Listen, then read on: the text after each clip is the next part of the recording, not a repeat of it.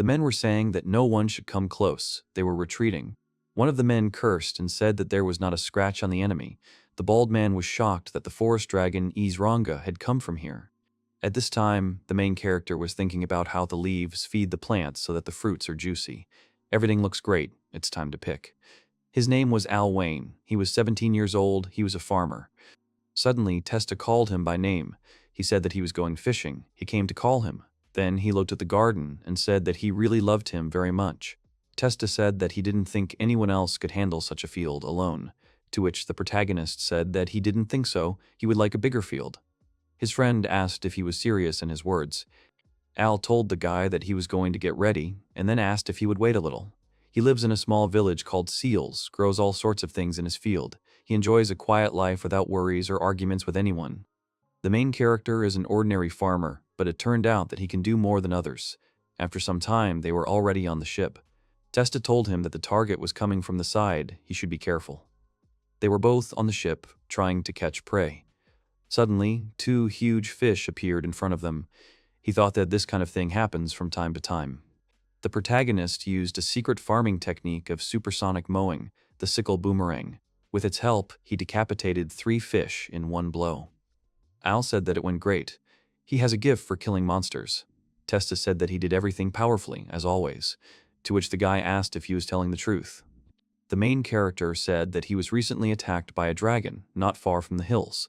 Like these guys, he dealt with it with only a sickle. It was weak. After his story, a friend asked him if he really had a really cool status now, to which the main character replied that it reminded him he hadn't checked it for a long time, and then called up an information window. 5 cards appeared in the air in front of him. They show statuses and levels when you affect them with magic.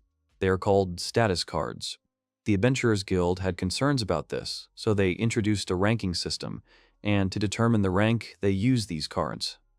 The main character looked at his information and saw that his fishing level had increased to 10.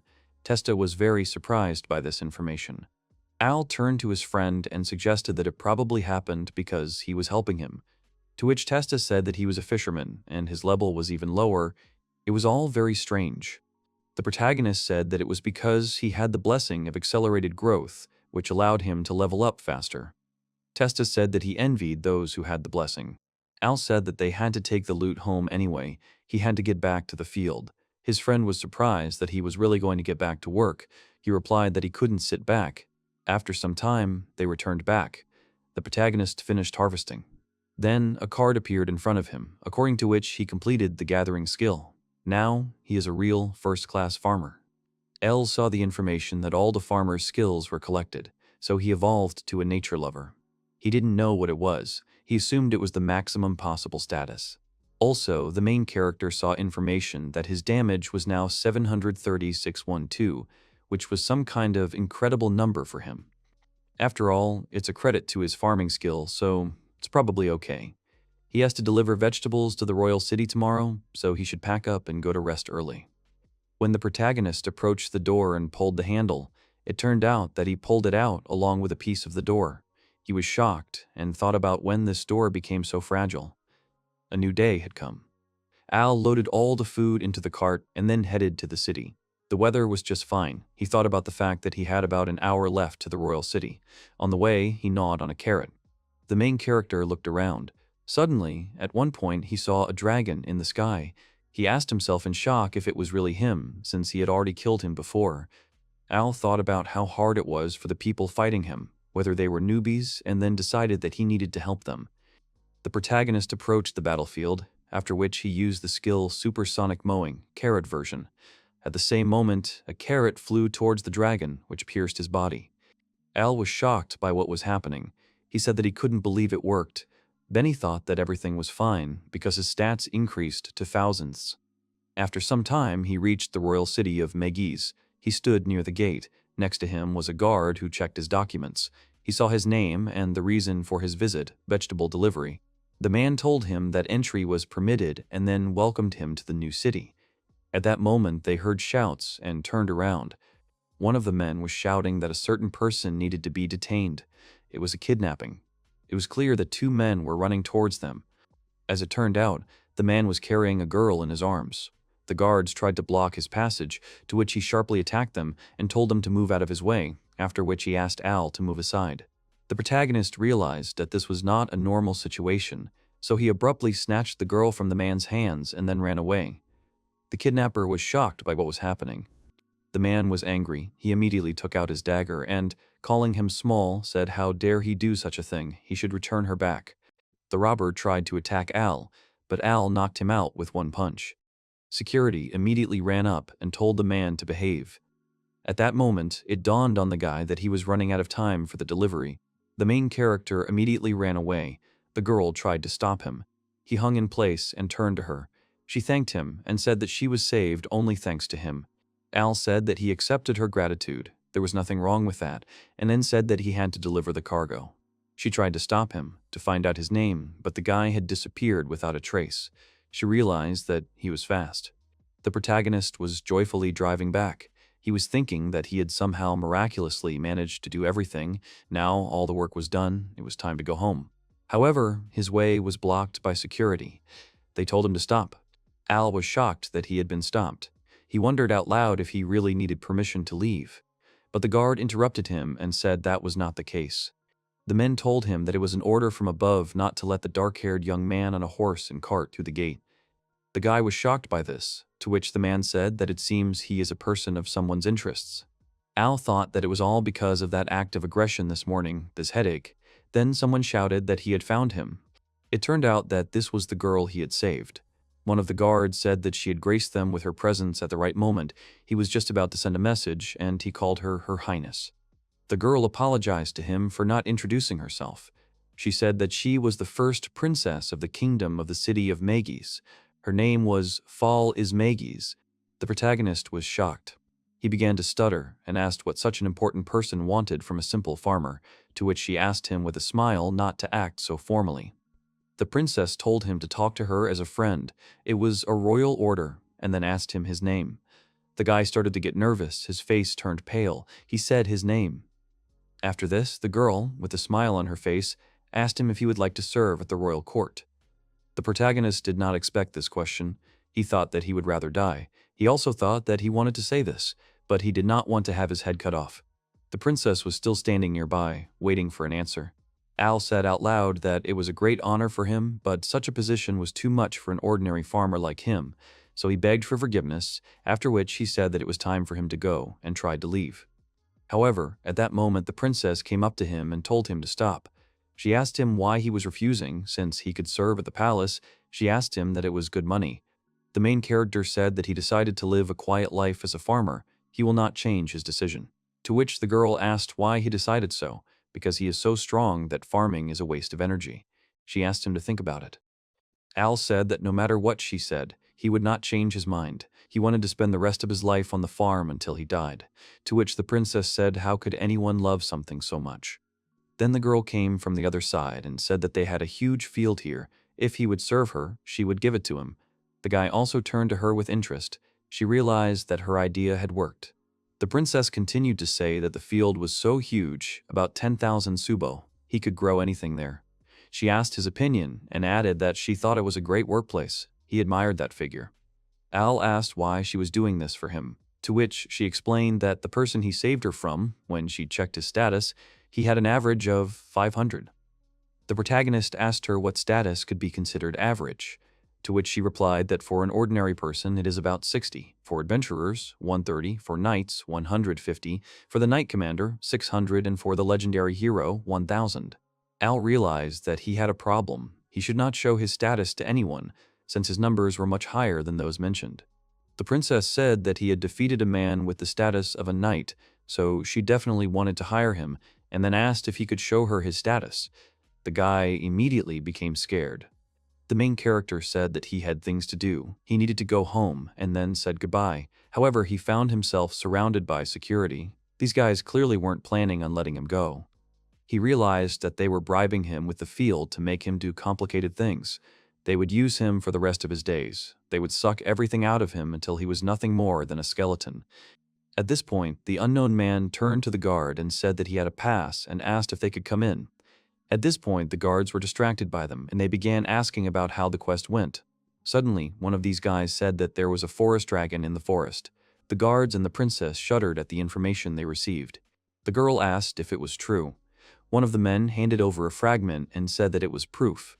The guard said that it was definitely the forest dragon's magic stone. It was amazing that they had defeated it. To which the blonde man explained that it wasn't them. They heard something cut through the air, after which the forest dragon fell. The guards immediately asked in shock if this really happened.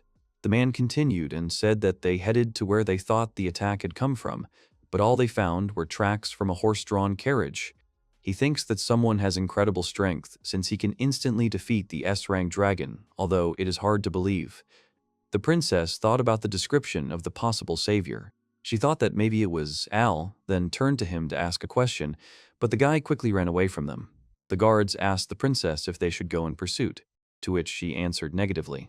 The girl said that first we need to tell about the dragon, but just in case, we need to strengthen the guard. She thought about the number of monsters growing, and also this dragon, she has a bad feeling. At this point, one of the guards started shouting that they were in trouble, after which he asked her to return to the castle immediately. After some time in the castle, the king asked if a whole swarm of monsters was really moving in their direction. The guards explained that there were orcs, dragons, golems, and fairies. They were moving towards the castle, and it was as if someone was controlling them. Everyone began to think that the demons really had a leader. Did this mean the return of the Hellish Legion?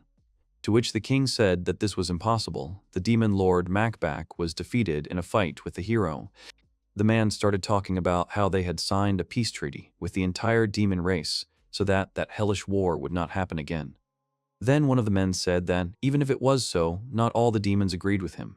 It was the official Cecil Marks. He said that most likely the demons, whose master had recently been defeated, were now waiting for revenge. The king, shocked, asked him again about what he had said. The man explained that he was now the chief commander of the former demon lord's army Romeo wanted. The king was very surprised. Cecil continued and said that most likely it was this man who was behind all these recent events. The king shouted loudly that it was this man who had proposed a truce. Cecil said there was a reason for this. Perhaps he had no intention of keeping the peace in the first place. He was simply waiting for them to calm down and let their guard down so he could attack. Attacking the dragon, kidnapping the princess, all this was done to disperse their forces. But now that all this had failed, he decided to use brute force. There is a high probability that he knows that the hero does not exist. In that case, the kingdom will soon be consumed by the flames of war. Just in case the king and princess should seek refuge in the east.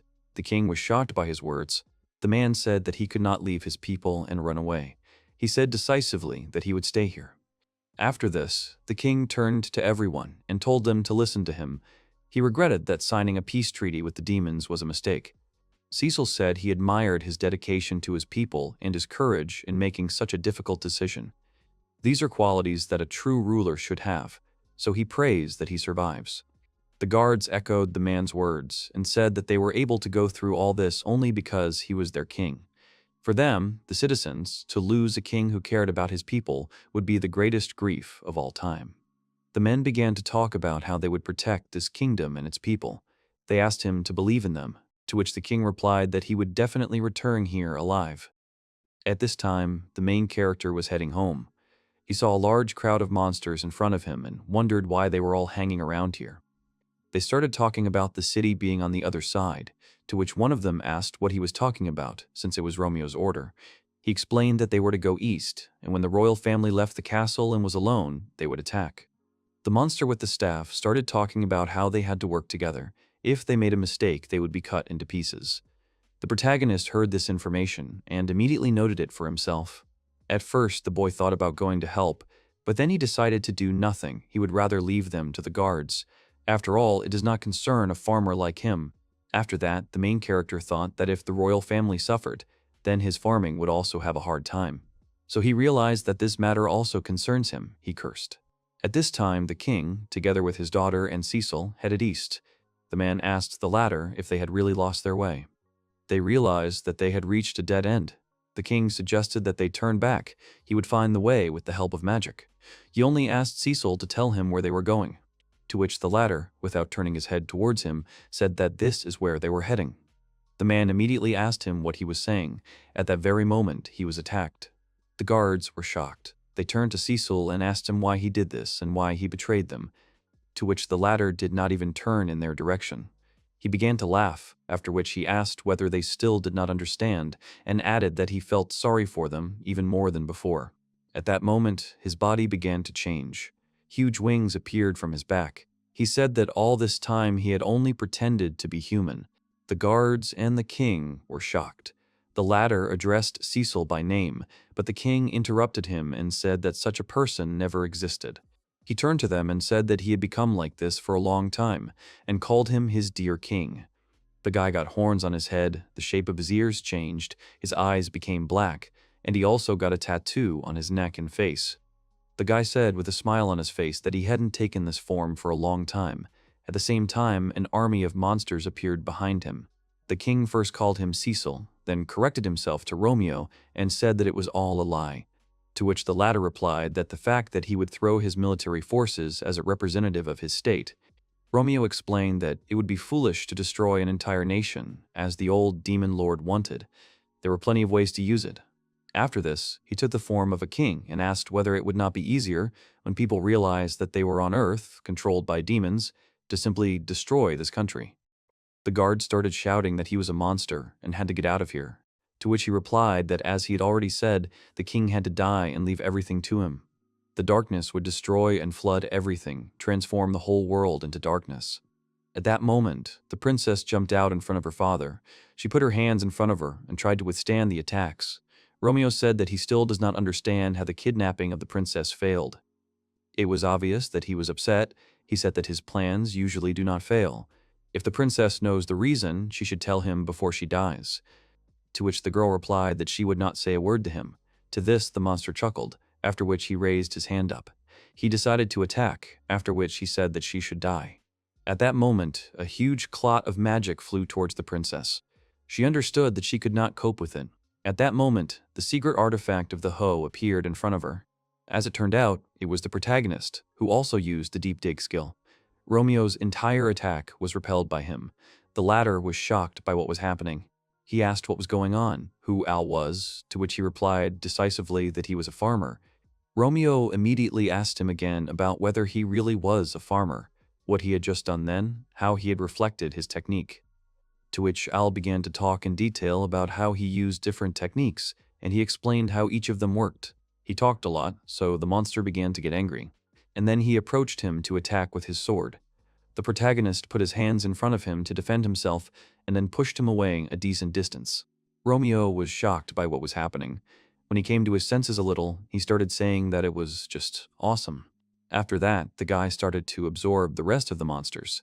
His appearance began to change, he became much bigger, and then he laughed loudly. Romeo said that it was just a warm-up, while he said that the main character is worthless. He also added that this is his true form. The princess was trying to inform about his status. They looked at his stats together. The girl said that the numbers were simply unrealistic, the main character should run away from here. To which the monster replied that it was too late to do anything. In the next life, he would regret having made him so angry. The princess called the protagonist by name. At that moment, he began to tell him to die. The latter stood still and did nothing. However, when Romeo decided to attack him, he repelled his attack with one hand. The princess with her guards, the rest of the monsters were shocked by what happened. The main character said that he accidentally killed him, but his defense was only 792. The monsters were shocked by his words. They began to worry a lot. The guy turned to them, ready to deal with each of them, but what he saw shocked him. There was no one behind him. The king said that they were saved thanks to El. He added that their state, their vassals, how could they thank him at all? To which he asked to raise his head and said that he simply did not want his vegetables to start rotting. They immediately asked him about it, but he asked them not to pay attention. After that, he said that he would leave them because he needed to return to the field. However, the man called out to him and asked him to wait a little. The king asked him if he would like to serve this country. Al started to say that he was a simple farmer, but the man interrupted him and said that he was worth 100 warriors. He would take the title of honorary commander or any other he wanted. At this point, the princess intervened and said that it was all useless. He didn't need titles and ranks. All he cared about was farming. The protagonist was shocked by her words. He confirmed her words and said that he apologized to them, but he would continue to live as a farmer. The princess said that she understood him. They would not bother him anymore, well, maybe only sometimes. Al tensed up a little from her words. He asked her about it again. The girl said that she would like to give him a plot of land, 10,000 subo in size, near the royal city. He can use it as he wishes. They will also build him a house nearby so that he will not have to travel far. In exchange for all this, the princess asked him to join the guild. The protagonist was shocked. He asked her about it again. She explained that the royal city and its surroundings were under attack by monsters. At the moment, they do not know how much danger they are in. Their state, and they themselves would like to ask him to help them with his own efforts. She spoke about this very seriously. The protagonist looked at her silently. He understood their fears and concerns, so he closed his eyes and answered in agreement. After that, Al said that if he gets such lands, then he should pay for it. Even in his town, he helped people solve problems with monsters. The girl was happy with his words. The princess said that she had great hopes for him and named him.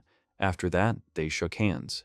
The protagonist began to work, from time to time destroying monsters in the royal town. He thought so.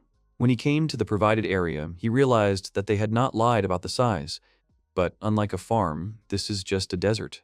It seems he is still a long way from a full-fledged farm life. Sometime later, in the royal city of Magus, in the Adventurers Guild, it was quite a large building. The main character approached the building and asked if the guild was here. The girl answered positively and said that they had not opened yet. It was too early. She apologized to him and asked him to wait. To which the guy responded with consent, since he understood all the circumstances. But at that moment, his stomach made a very loud sound. He felt a little ashamed. He put his hand on his chest. The girl smiled at all this and told him to go inside. After that, she gave him some food, among which was a pie. The protagonist ate it all and said that he was full. The guy apologized to her for having to feed him, but explained that it was very tasty, to which the girl replied that she was glad that he liked it. She also explained that kabosu pie is her signature dish. The protagonist immediately thought that maybe he should grow them. The girl said that his card said he was a farmer, and then asked him why he wanted to be an adventurer. He didn't respond, so she called him by name. To this, the protagonist explained that one person gave him land for a farm on the condition that he help in hunting monsters. His main focus will remain farming, and this will be like a hobby. She said that she understood everything. He was very talented. The guy thanked her, after which he said that now he would like to try to take the quest.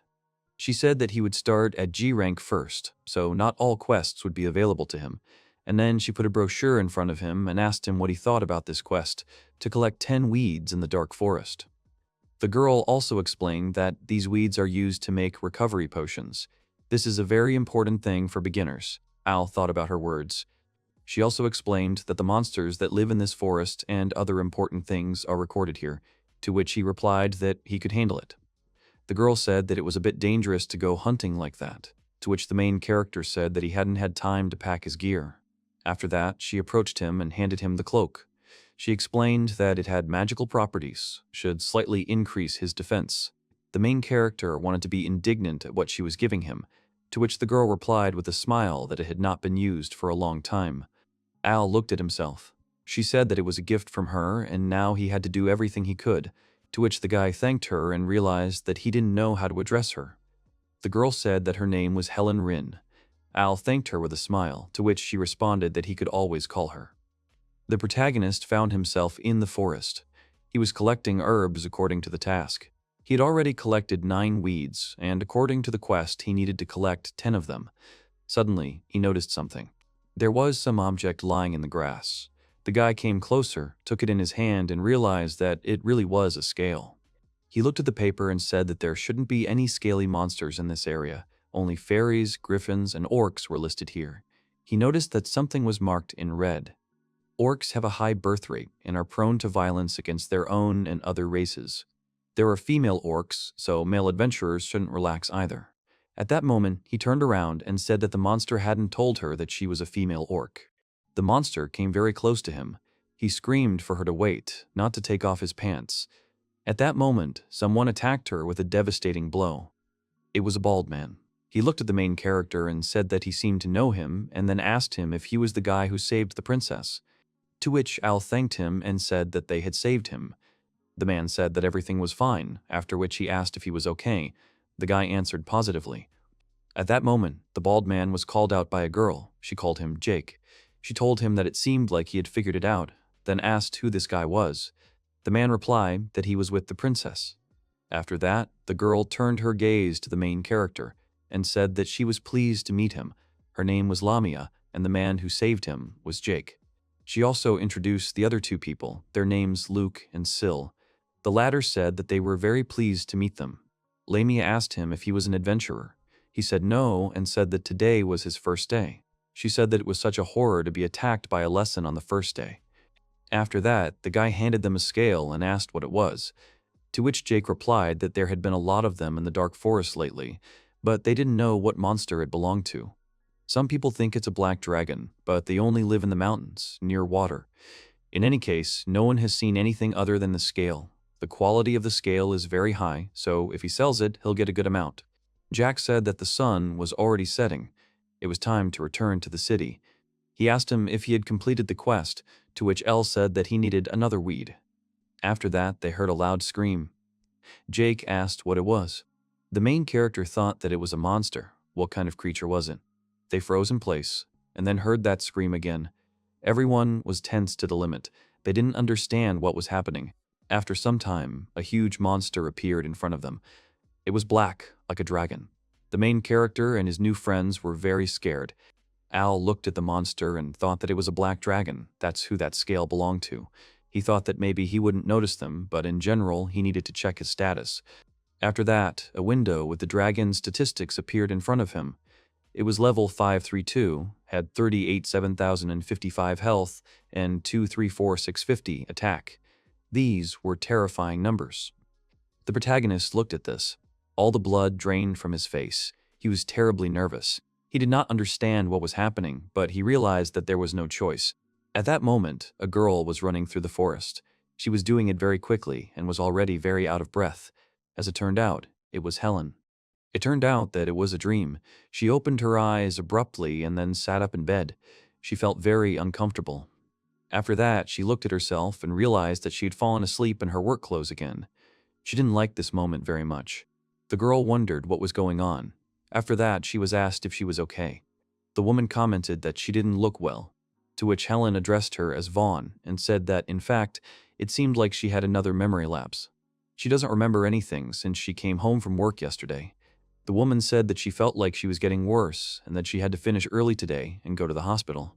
Helen tried to argue with her, but Vaughn told her that everything was fine. She always worked as hard as she could, so she was tired.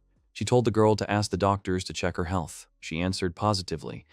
At that moment, the main character entered the room. He called her by name, to which she asked how his quest went. He said that there was a more important matter now. He urgently needed to tell her about something. After that, other adventurers also entered the room. They all sat down at one table and told about seeing a black dragon in the dark forest. Jake said that Al saw his stats. His attack power was over 230,000. Helen put her hand to her mouth. She was scared by that number. Jake replied that this dragon could destroy the entire country in a second. This monster is definitely not an ally. Luke said that it was supposedly called the evil dragon Ouroboros. He asked if they had heard of it. Vaughn said she had never heard of it, but Helen seemed to remember something. She turned very pale and hesitantly asked again if this was really the sinister dragon Ouroboros. Vaughn immediately realized that she was not feeling well. She called the girl by name and asked if she was okay, to which Helen apologized to them and said that everything was fine. The woman told her to go and rest, to which the girl replied in the negative and asked them to let her stay, as she wanted to listen. After which she turned to the guys and asked if there was any more information, to which Luke replied that, unfortunately, that was all. The dragon simply walked past them and disappeared into the distance. Sil replied that she was ready to faint at the sight of him. They were not heroes. They would not have stood a chance against him. In any case, they think that the dark forest should be closed immediately, to which Vaughn replied that they would do it. The protagonist immediately said that there were some nuances. The guy took a scale out of his pocket, then put it in front of them and said that he found it on the spot. Most likely, it belongs to that very sinister dragon. Helen was horrified. She began to remember her past. Her brother was screaming at her to run away. She was calling his name. At that moment, the dragon bit into his body with its teeth. After seeing these memories, the girl fainted, which greatly frightened everyone else. After some time, the protagonist was still in the guild room. He was sitting and looking out the window when Vaughn entered the room. The guy asked her how Helen was, to which the woman replied that she was fine, she just lost consciousness. After that, Juan noticed the main character's clothes and asked where he got this cloak from, to which the latter replied that the girl herself gave it to him. The woman was surprised by this fact. The guy asked if it was really bad, to which she replied that no, of course not, she was just a little surprised. Vaughn looked away, then said that Helen does not remember her childhood. This greatly surprised the protagonist. The woman explained that all the girl remembered was her name, and all she had was that very cloak. Vaughn and her husband found her 12 years ago. She was lying on the bank of the Snooze River. They did not find her relatives, and she stayed with them. The woman also explained that since then, Helen cannot remember what happened to her before that very moment. One wondered if it could be somehow connected with this dragon Ouroboros. The protagonist tensed up at these words. The guy said that he would try to figure it out. He saw his status, maybe he could understand something. It was too dangerous to let this creature do what it wanted. She said that he was only G rank. She couldn't let him do something so dangerous, he should leave it to the SS rank warriors or the army, to which he replied that he would be fine. Al said that he won't go to the dark forest. He will try to find something in the library or ask people. He also wants to do something. After that, the woman stopped him and handed him several jars. She said that these were restoration potions. She asked him to take them as an advance. One said that if he found out anything, she asked him to let her know she would not remain in debt.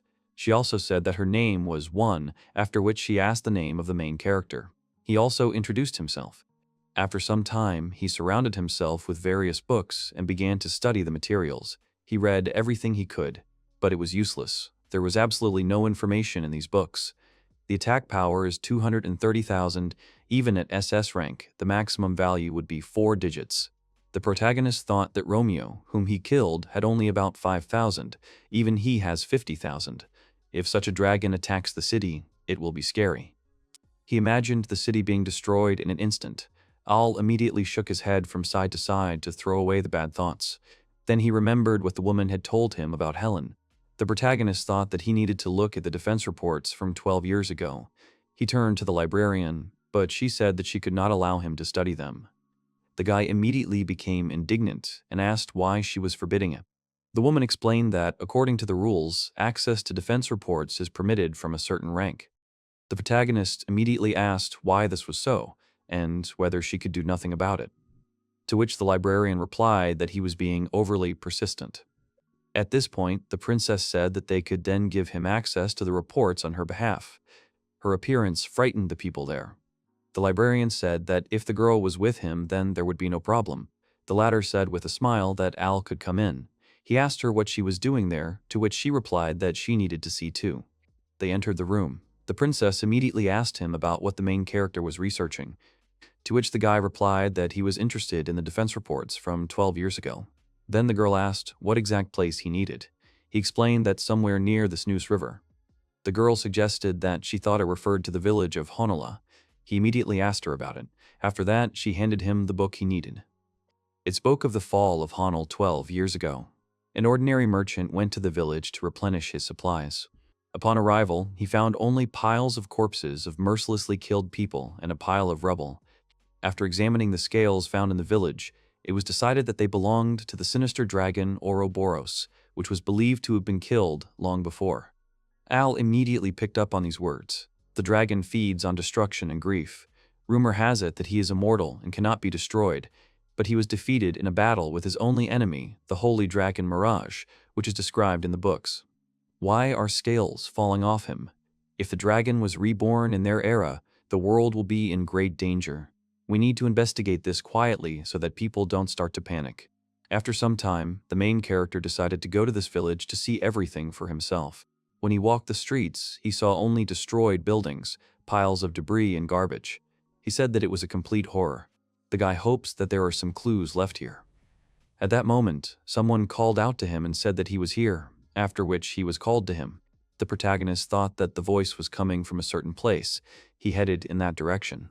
There stood a young guy who asked if he could really hear his voice. L, looking at him, asked if he was a ghost. The guy answered positively, after which he added that his name was Rai. He stayed here for a very long time, waiting for someone who could hear his voice. The protagonist immediately noticed the guy's appearance and saw that he was wearing a cloak. Rai confirmed and said that they really were the same.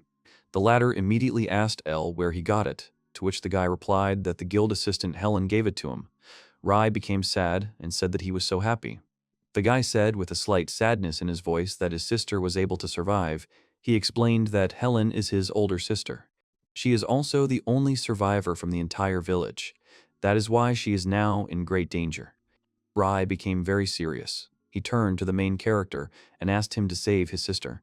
The boy remembered the past. He was in the forest when Helen called him by name and said that she had prepared dinner. Rai was striking the wooden cross at the time. He was acting very furiously. At some point, he tripped over a stone. The sister called him by name and asked how much longer she had to tell him, then added that he should stop playing like that. It was dangerous. To which the brother replied that he was not playing, he would become a brave knight. He looked very determined, and he held a sword in his hand. Helen said that he was her only brother, she needed to worry about him. To which Rai said that he was no longer a little boy, so she should protect him. She started squeezing his cheeks, and he asked her to stop doing that. At that moment, they felt a dark energy. Both were tense. Rai asked what was happening. They saw that the village was destroyed, including their house.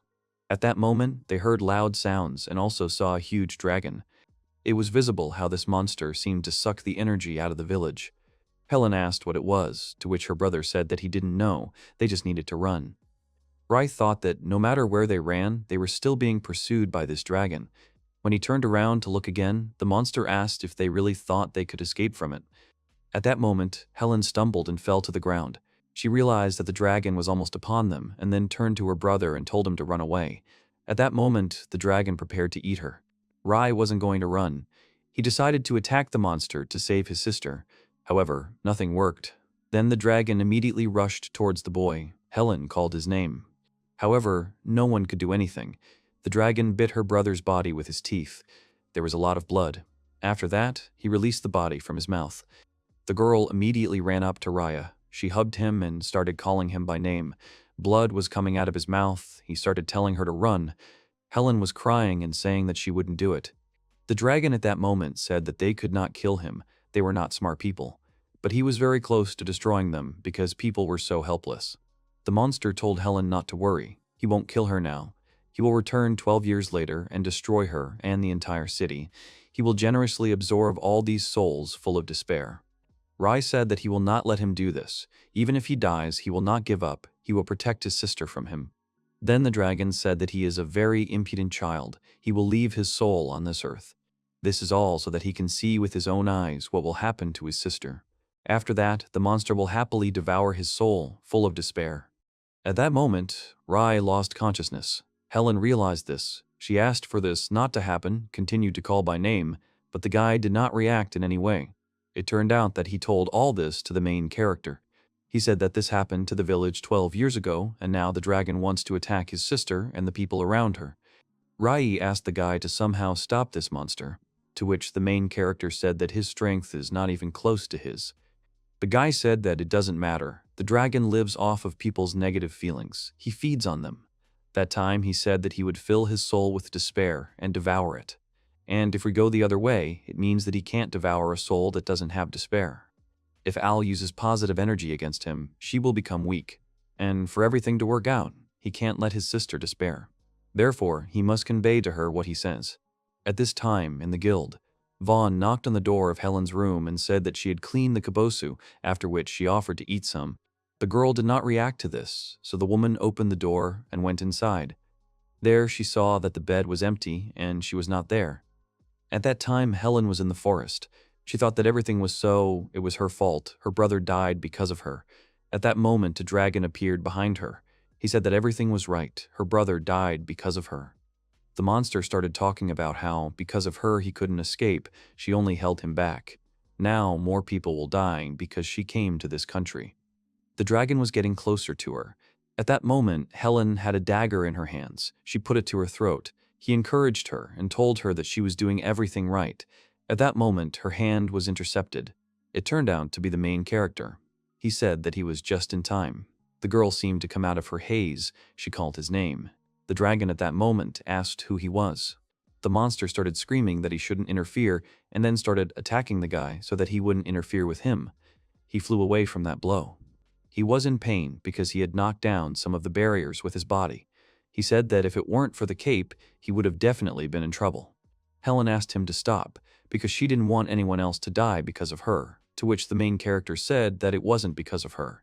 The girl started screaming that it was her fault, her brother was dead, and that it was her fault that he was wounded, to which the protagonist replied that he had met her younger brother today. Helen was shocked by what he said. The guy explained that Rai had said that when she regained her memory, she would definitely blame herself. He asked him to tell her these words. He doesn't regret saving his sister at all. And besides, if she survived, he hopes she'll be happy wherever she is. He wishes her to try to live a happy life, and then he will be proud that he was able to save his beloved sister.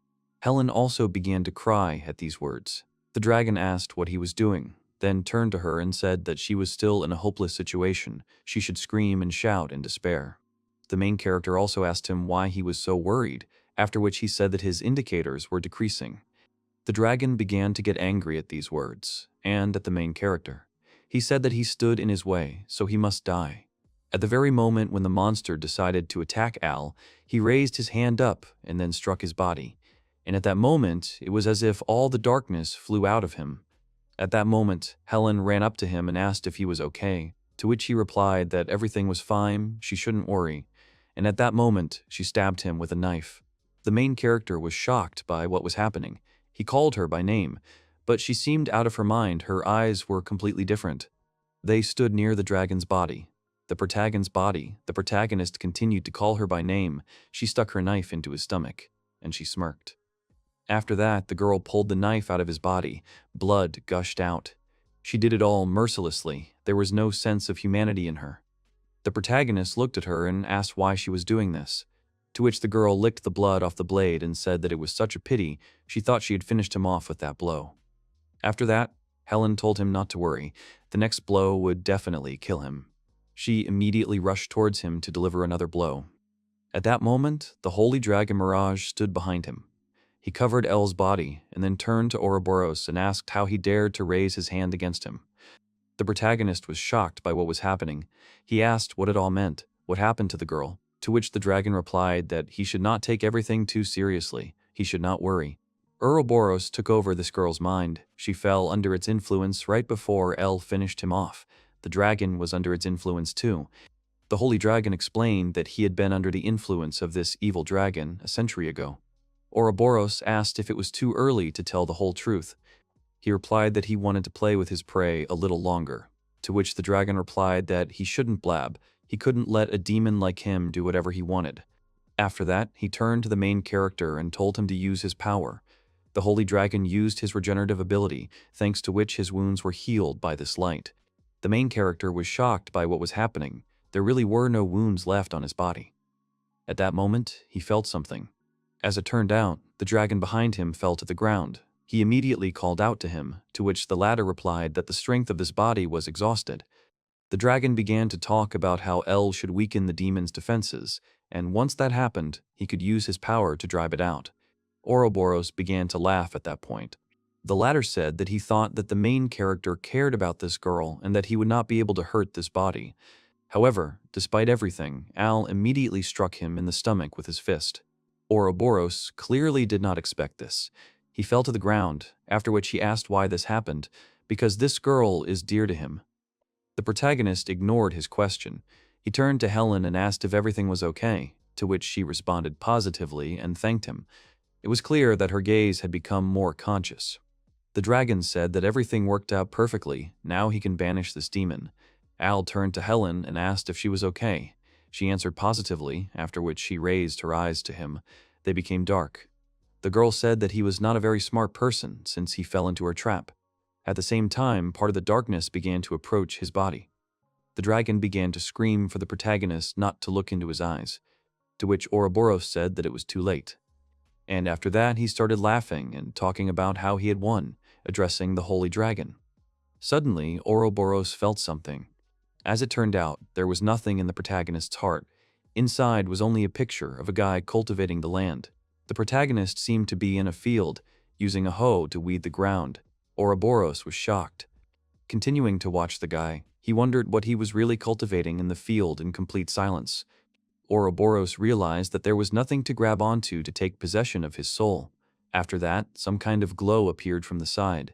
As it turned out, the connection between Ouroboros and the main character was broken. The demon had already fallen to the ground. The dragon said that it was even funny that his own ability had let him down. After that, the holy dragon said that everything was over, and then he began to affect Helen's body. He also mentally addressed the protagonist and thanked him for his help.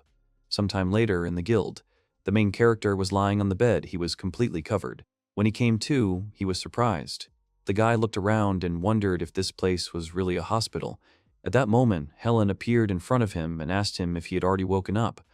He sat down on the bed and asked about the evil dragon, to which the girl replied that it was completely banished, and all thanks to him and the holy dragon. Helen said that the holy dragon apparently used all of its power and then disappeared in a flash of light. Al said that he understood everything and then asked if everything was okay with her body. To which the girl responded positively. It said that something interesting had happened. At that very moment, her hand changed. It seemed to become a dragon's paw. The protagonist was shocked. He asked about her hand, whether it was really swallowed by an evil dragon. However, at that very moment, her hand became normal. Helen said that she could change the shape of her arms and legs, to which the guy replied that it was no problem. She added that at first she was against the fact that the evil dragon's powers remained even after he disappeared, and then she thought that the power he used to kill could now be used for the benefit of people. Besides, Rai had left her a will to live happily. The main character said that if she decided so, then he had nothing more to say. He just wanted her to be happy, to which the girl thanked him. Al asked about the huge bouquet in his room. Helen said that the princess had come to visit him anonymously. She asked if he knew her. Al said that it seemed rather strange, but he didn't have time to finish because the princess flew into the room. She happily said that he woke up. He will not die until he becomes her knight. The guy tried to argue with her and say that he does not plan to become a knight. Helen thought that Al is an amazing person. Sometime later, the royal city of Megas, the blue sky market. The vendors were saying that today tomatoes were on sale, just picked, super fresh, very sweet and delicious. The protagonist was walking down the street and looking at everything carefully. He approached the man and asked him for one piece, to which the seller said that he owed him 140 neoli. The guy handed him the money, to which the man said that he should come to him again. The protagonist immediately decided to try this tomato. When he took one bite, he immediately realized that they were delicious. Al immediately turned to the seller and asked where they got them. He explained that their sweetness was completely different from normal tomatoes, to which the man said that he seemed to understand. The seller explained that these were imported tomatoes from Marugas. Apparently they use a special fertilizer there, that's why they are so sweet. At this point, the main character had already disappeared. He immediately ran to the guild and turned to Helen, to which she asked how he was at the market, whether he found anything. The guy did not answer her questions. He asked her permission to go home. The girl tensed up from his words. She asked what happened. Was he really leaving the guild? Did he really not like something? She was very worried, but the guy answered negatively. Al explained that there was excellent fertilizer in Rugus, where his parents lived. He would like to go looking for it, and at the same time, he would stop by to say hello. They hadn't seen each other for a long time. The girl breathed a sigh of relief. Helen said that he could go home, to which the guy asked if he could pass on his quests to someone else. The girl said that she could take them. The protagonist, shocked, asked again if she really wanted to take them, to which she replied that she also takes 2 or 3 quests a week. A couple of days ago, she got F rank. Helen also said that once she learned how to handle the powers of the evil dragon, then destroying monsters would become even more fun. In any case, she told him to leave everything to her. After some time, the main character found himself in a dark forest. There had been a lot of difficulties here lately, all these monsters and the dragon and everything else. It had been a long time since he had had the opportunity to do farming. At that moment, an orc appeared behind him. Al immediately shuddered at the realization of who was in this forest. When he turned around, he saw that a male orc was standing behind him. He extended his hand to him. The protagonist wondered if this was a handshake. He had heard that some monsters tried to get along with humans. He asked out loud if he really wanted to become friends. At that moment, the orc put his hands on his shoulders. Al realized that he clearly did not want to be friends. He tried to break free, started screaming loudly and saying that he would not contact them anymore. At that moment, the unknown came to his aid. The protagonist saw a girl land not far from him. She turned to him and asked if he was okay. Al was shaking with fear. He thanked her for her help. The girl asked if he was okay because he looked a little pale, then handed him some water and told him to drink. He thanked her for that. The girl turned to him and asked why he was here alone. Didn't he know that it was dangerous to walk in this forest without protection? To which the protagonist replied that he was something of an adventurer, but for some reason the orcs always managed to outwit him. This was the second time. The stranger replied that they seemed to like him very much. She said that they were about the same age anyway, so there was no need to be so polite. The girl said that her name was Ruri, after which she asked his name. The protagonist gave his name, to which the girl said that she was pleased to meet him, after which she asked where he was heading, to which the guy replied that he was heading to Rurigus. Ruri was surprised and said that she was also going there, after which she suggested going together. He was surprised by her words and asked about it again, to which she replied that it would be bad if he was attacked by orcs again. El said that he didn't mean it that way, and then asked if it was wise to go alone with some guy. Ruri said that there was no problem, because as soon as he tries to touch her, she'll chop his head off. Then she said that she was just kidding. Anyway, he doesn't look like he's going to do anything like that. Besides, she's not very nice, so she doesn't even bother. The protagonist was surprised by her words and tried to argue, to which she smiled and said that she was pleased to hear, although she knew that he was flattering her anyway. The guy thought that he hadn't flattered her. At that moment, Ruri said that they needed to go because it was still far to Arugus. She started to urge him on. After some time, they made a stop. El said that he was going to buy fertilizers. He also decided to visit his family, after which he asked the girl why she was going to this city, to which she became a little sad, after which she lowered her eyes and said that she was a descendant of the hero. The protagonist, shocked, asked her again if it was really the same hero who defeated Macbach, the demon lord, to which the girl answered positively. She explained that she was traveling and training to become a worthy hero, but she heard from a merchant that recently there had been rumors of strange happenings around the outskirts of Arugus. He immediately asked about the rumors. Ruri explained that there have been several unexplained accidents in the outskirts. The victims say they have seen demons. El said that it sounds disturbing. Are there any details about the demons, what they do? She replied that people don't remember anything. The guild can't work only on rumors. So she decided to go and try to investigate as a volunteer. El asked if she really thought this was okay. Even if she is the hero's descendant, it doesn't change the fact that she is a girl. What if something happens to her? Ruri was shocked by his words. The protagonist asked if something was wrong, to which she replied that this was just the first time someone was worried about her. The guy immediately apologized to her if he had somehow offended her. He didn't mean to which the girl replied that it was just unexpected. She thanked him for worrying about her. The protagonist said that there were no problems, to which Rory replied that everything was fine, after which she said that they should take a break. He agreed with her and thanked her for the soup, saying that it was very tasty. After a rest, they set off again. After some time, they finally arrived at the city. Ruri turned to him and asked about how it seemed like it was time to say goodbye. She also said that it was the first time she traveled with someone, and this time she didn't think it was just another trip. She was having fun. He interrupted her and asked if she wanted to protect him from the orcs. The protagonist explained that he would stay in Rurugus for a couple of days, and after that he would head back to the royal city. So he suggests to her that perhaps when she's done with her investigation, she might want to guard him on his way back. To which Ruri said with a smile that she wanted this. Now she would write to him where she would stay, and when he decided to leave, he would come to her and tell her about it. The girl handed him the map and then went about her business. The main character said that they would see each other soon. After that, he looked at the map. After some time, he reached his home. The guy thought that he probably should ring the bell. However, he did not have time to do this, as the blonde immediately jumped on him. She said that she had been waiting for this for so long. The girl said that she missed him so much. As it turned out, it was his mother. He told her that he was home. That's how his stormy stay in his home began. His mother is a great housewife, cooks and cleans well. Thanks to her kindness, she can get along with anyone. Her beauty should also not be overlooked, but despite this, she has one drawback. She is too much of a loving parent. All said that he would be very happy if she let him go because he is in pain, to which she responded with a refusal and said that she has not yet filled up her allometer. At that moment, a man came out.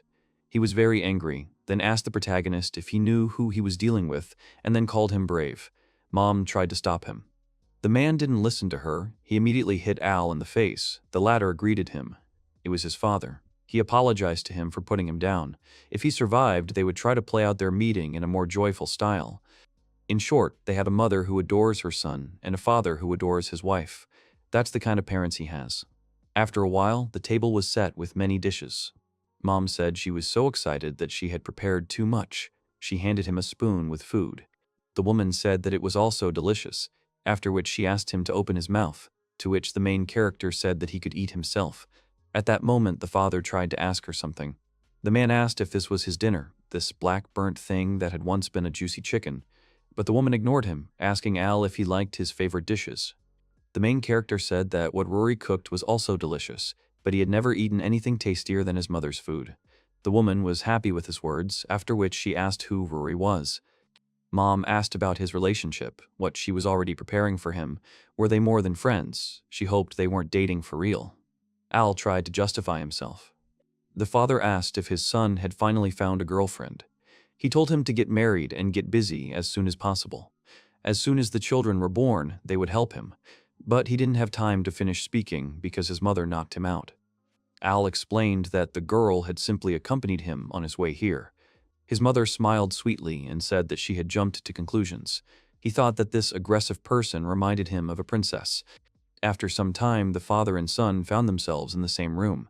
The man said that if he had not intervened, he would most likely be dead by now. He also explained that it was impossible to calm the mother down when he decided to start living separately. The father asked him if there was a reason why he decided to visit them, to which the protagonist replied that he was looking for new mineral fertilizers, which seemed to improve the taste of the harvest quite well. The man said that he thought he could find them at the salt works on the outskirts of town. There were a whole bunch of them there, and he could get enough. The guy also asked where it was. The two of them decided to look at the map.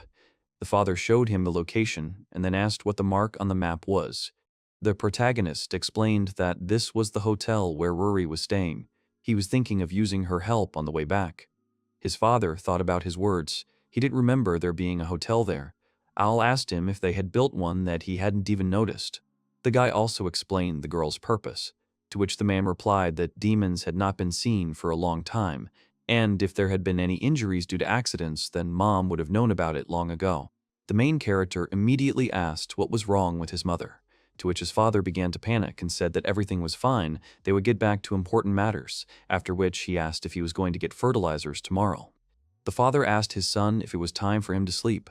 He answered positively, after which he wished good night, lying down on the bed. The man said that, in fact, it was his bed, to which the main character replied that not anymore. He had previously gone to his room, where he saw his mother, who was sleeping on his bed. The woman was wearing lace underwear. He doesn't think he can sleep in such terrible conditions, so he asked to let him hide here.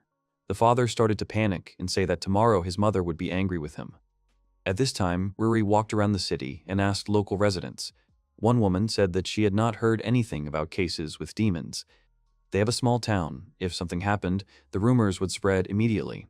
To which the girl replied that she understood everything, after which she thanked her for her help.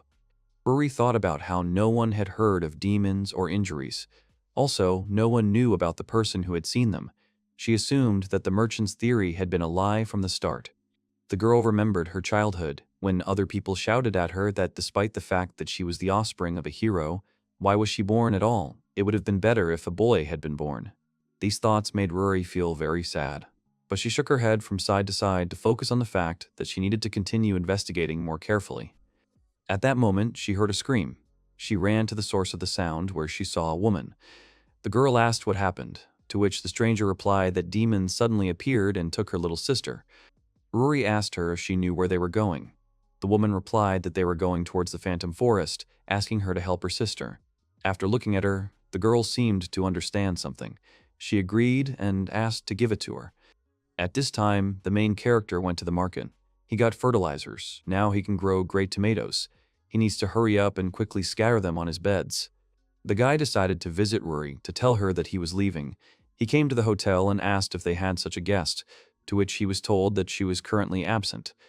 The protagonist wondered if the girl was still investigating these incidents. At that moment, a man ran into the room and said that something bad had happened. The blonde screamed that demons were attacking. The blue-haired girl was in danger. The guy immediately thought about his companion. The protagonist asked where this was happening, to which the man replied that it was at the southern gate in the Phantom Forest. The guy immediately ran there. At that moment, the situation began to change. The hotel began to change its shape, and then completely disappeared. The man grinned and said that the guy was very stupid. The protagonist ran through the forest and called Ruri by name. He asked where she was. At that moment, he heard screams. When he ran to the spring, he saw a woman sitting on the ground, and next to her was a demon. He was trying to attack her. The protagonist immediately ran up and struck the demon. He was surprised that the monster had no resistance at all. At that moment, this woman came up to him and said that she was grateful to him for saving her. She said that he was so strong. He tried to argue with her. After that, the woman finished and said that strong heroes are her favorites. She turned into the same monster. The guy was shocked and asked what was going on. At that moment, Ruri appeared and saved him. The girl said that this was his true form. He had transformed into a human. Even though he looked like this, she immediately realized that it was suspicious because her feet were wet. After Ruri followed the stranger, she realized that it was all a setup to lure them into a trap. At that moment, the unknown asked if he had been found out. It was the same man who told the protagonist where the girl was. He turned to her and said that this was exactly what was expected from someone who looked like the hero's descendant. Ruri stood in front of the protagonist and addressed the man with the words that he was the merchant who told her these false rumors. The man apologized. The stranger bowed to them, after which he said that he forgot to introduce himself. His name is Loki Diva. Then he raised his head, looked straight at them, and said that it was nice to meet them. He told Ruri that he only needed her. Why was he dragging Al into this? To which he said that he needed him. A powerful warrior who was able to defeat the former commander of the demon army, Romeo, as well as the sinister dragon, Ouroboros. The protagonist immediately asked him if he was really his ally. The man laughed. He said that he didn't want to be compared to these vulgar creatures. At the same time, he suddenly found himself behind Al. At that moment, the main character struck him, to which Loki said that he understood everything. He struck such a blow, and with his bare hands. At the same time, he was already on the other side of the guy. The man said that, indeed, one cannot blame those simple pawns for not being able to resist him. At the same time, the wound on the enemy's body quickly healed. The protagonist was surprised by this. Loki continued and said that he had come here to fulfill the plan of an exalted being, the sinister god Angra, Manhu. El asked who it was. Ruri explained that it was the deity of absolute evil, leading to world chaos and destruction. Her heroic family was under the divine protection of good, Spieth, Manhu, and the demon lord was under the protection of the god of evil, Angra Manhu. After the demon lord died, he became weaker. Loki said that they are so careless because they don't even know their plan. He also added that it seemed that the heroes of their time could not master even a grain of the power of the god of good. Ruri did not like these words. After this, the man said that it was time to end this. Two huge monsters appeared on either side of him. They immediately decided to attack the main character along with Ruri. The latter turned to the guy and told him to leave. The girl attacked the monster and said that it was impossible to defeat him. She would hold him back, and he should get out of here as soon as possible. The protagonist was shocked by her words. He immediately screamed that he would not do this, after which he jumped into the air and decided to strike the monster with his bare hand. El said that he would be the best farmer, and if he left her here, he would become a miserable peasant. Loki, at that moment, said that he was quite stubborn. After that, the man asked him about it and then attacked him with magic. The protagonist did not expect this. Suddenly, blows began from the sky. They looked like falling boulders. Because of this, a huge funnel formed in the ground. Al asked what it was. They were lying at the bottom of it.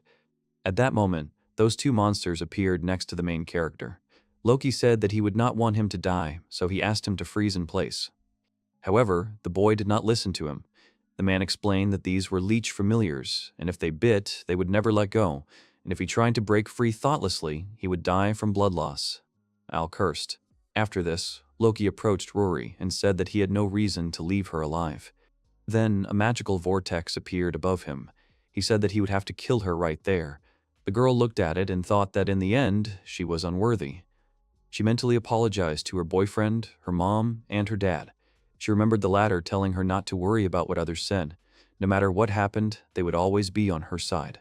Mom supported Dad and said that he was right. She should do what she thought was right. Little Ruri said that she would definitely become a great hero. At this point in the present, Loki's attack was repelled in advance. He was surprised by this, and then saw that the reason for the attack being stopped was the powder. The protagonist explained that he planned to use it as a fertilizer, but it also works as a coagulant and can be used as a pesticide against leeches. Ruri called his name. Loki said that he understood everything. You can't underestimate the farmer. However, with his wounds, not only can he do something, he can barely even stand on his feet. It would be wiser for him to quietly surrender. The protagonist did not listen to him, threw some powder again, and then said that he would deal with the man and save Ruri. The latter was shocked by his words. She thought that she had given up a long time ago, somewhere deep inside, and in the end she decided that she could not become a hero. But also, as the main character, she will never give up when saving someone. She asked if this is what a hero does. At this point, El tried to attack Loki, but he was unsuccessful and his strength was leaving him. The man asked if this was not enough, and then asked him to surrender. At the same time, Ruri ran up to him and plunged her sword right into his chest. Loki told us that it was completely useless, after which he added that he would kill her first. The girl turned to the main character and said that she was grateful to him. She too would never give up in her life. El threw more powder at Loki. Ruri used her magic power of the god of good, holy judgment. The man had not expected this. He thought that it would be better for him to retreat now. However, he failed. He had avoided so many things, but he could not imagine that he would suffer so much from it here. At the same time, his body seemed to evaporate. The protagonist said that it was all over, after which he used some more powder on him. Loki, with his last strength, said that the guy should not think that this was the end. However, the man did not finish his last words. He simply disappeared. El asked if he really killed him. Ruri turned to him and thanked him for helping her. But she didn't have time to finish, because the main character started to fall to the ground. She asked him to come to his senses, but the guy lost consciousness. The girl thanked him for everything. She sat down on the ground, laid his head on her lap, and, looking at him, thought that it seemed she had fallen in love with him. Sometime later, in the main character's family home, Mom was screaming at him not to leave. She grabbed his leg. Al begged her to let him go because it was time for him to go. The woman said that when he came home, all wounded, she thought her heart would give out. After all, she couldn't let him live on his own. The father turned to her and asked if she could stop this, because her son didn't like it. The mother told him to shut up. The man immediately apologized. The main character said that he thought there was nothing more to be done. Mom thought that he had decided to stay. But the guy said that if she didn't loosen her grip, he would stop liking her. The woman immediately jumped back from him, after which she and her father bowed low and apologized to him, to which Al said that he was leaving, he would come again. At that point, his mother asked him if he would continue to be a farmer. The boy answered positively. Then she said that as his mother, she wanted him to be able to do what he thought was right. If he suddenly doesn't like something about this activity, he can quit. But she didn't have time to finish, because Al said that everything is fine. He is a farmer because he wanted to be. Mom said that it is good. After some time, the protagonist reached Ruri. He apologized to her and asked how long she had to wait, to which she replied that she had just arrived, after which she asked if they were really heading back to the royal city. Ruri told him to be careful. It seemed like Loki was targeting him. The evil god's agents might show up again. El asked her if they weren't in the same boat. The main character said that if something happens, she should just tell him, and he will immediately come to her aid. The girl blushed, to which the guy asked if something was wrong. She immediately began to deny it. She thought to herself that it was her phrase. He took it right out of his mouth. In a field among tall, bushy trees, a small boy was picking dark fruits. He was putting them in his t-shirt when a hand appeared behind him. Al, putting his hand on his hip, grabbed the boy and lifted him up, asking him irritably what he was doing. The fruits fell to the ground. A girl came running and asked him what had happened and what kind of child he had in his arms. The guy replied that he had tried to steal the harvest. The girl leaned over and told the boy that it was not good to do that. The main character added that they were barely ripe and would not be tasty if he tried them. If they were allowed to ripen, the taste would increase tenfold.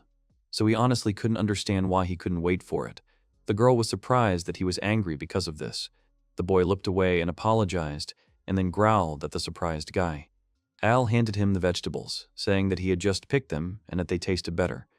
The boy was surprised at first, but then, beaming, he thanked him.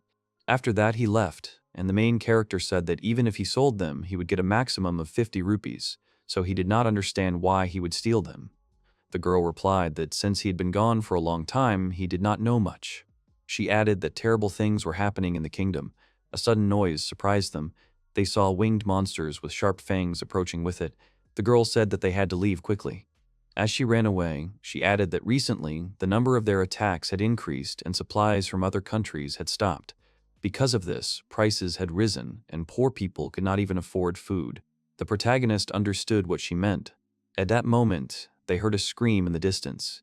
Soldiers were fighting against various monsters on their way. One of them had a sword in his teeth, and the man was screaming for someone to help him. The monster clenched its jaws tightly and literally shattered the sword into pieces. This scared the soldier. Meanwhile, the monster had already rushed to attack, looming over him with a growl. Helen flew in, apologizing for being late and telling them to leave him to her, and she would also take care of his comrades. She had black wings and long claws. The knights below were incredibly happy with her appearance.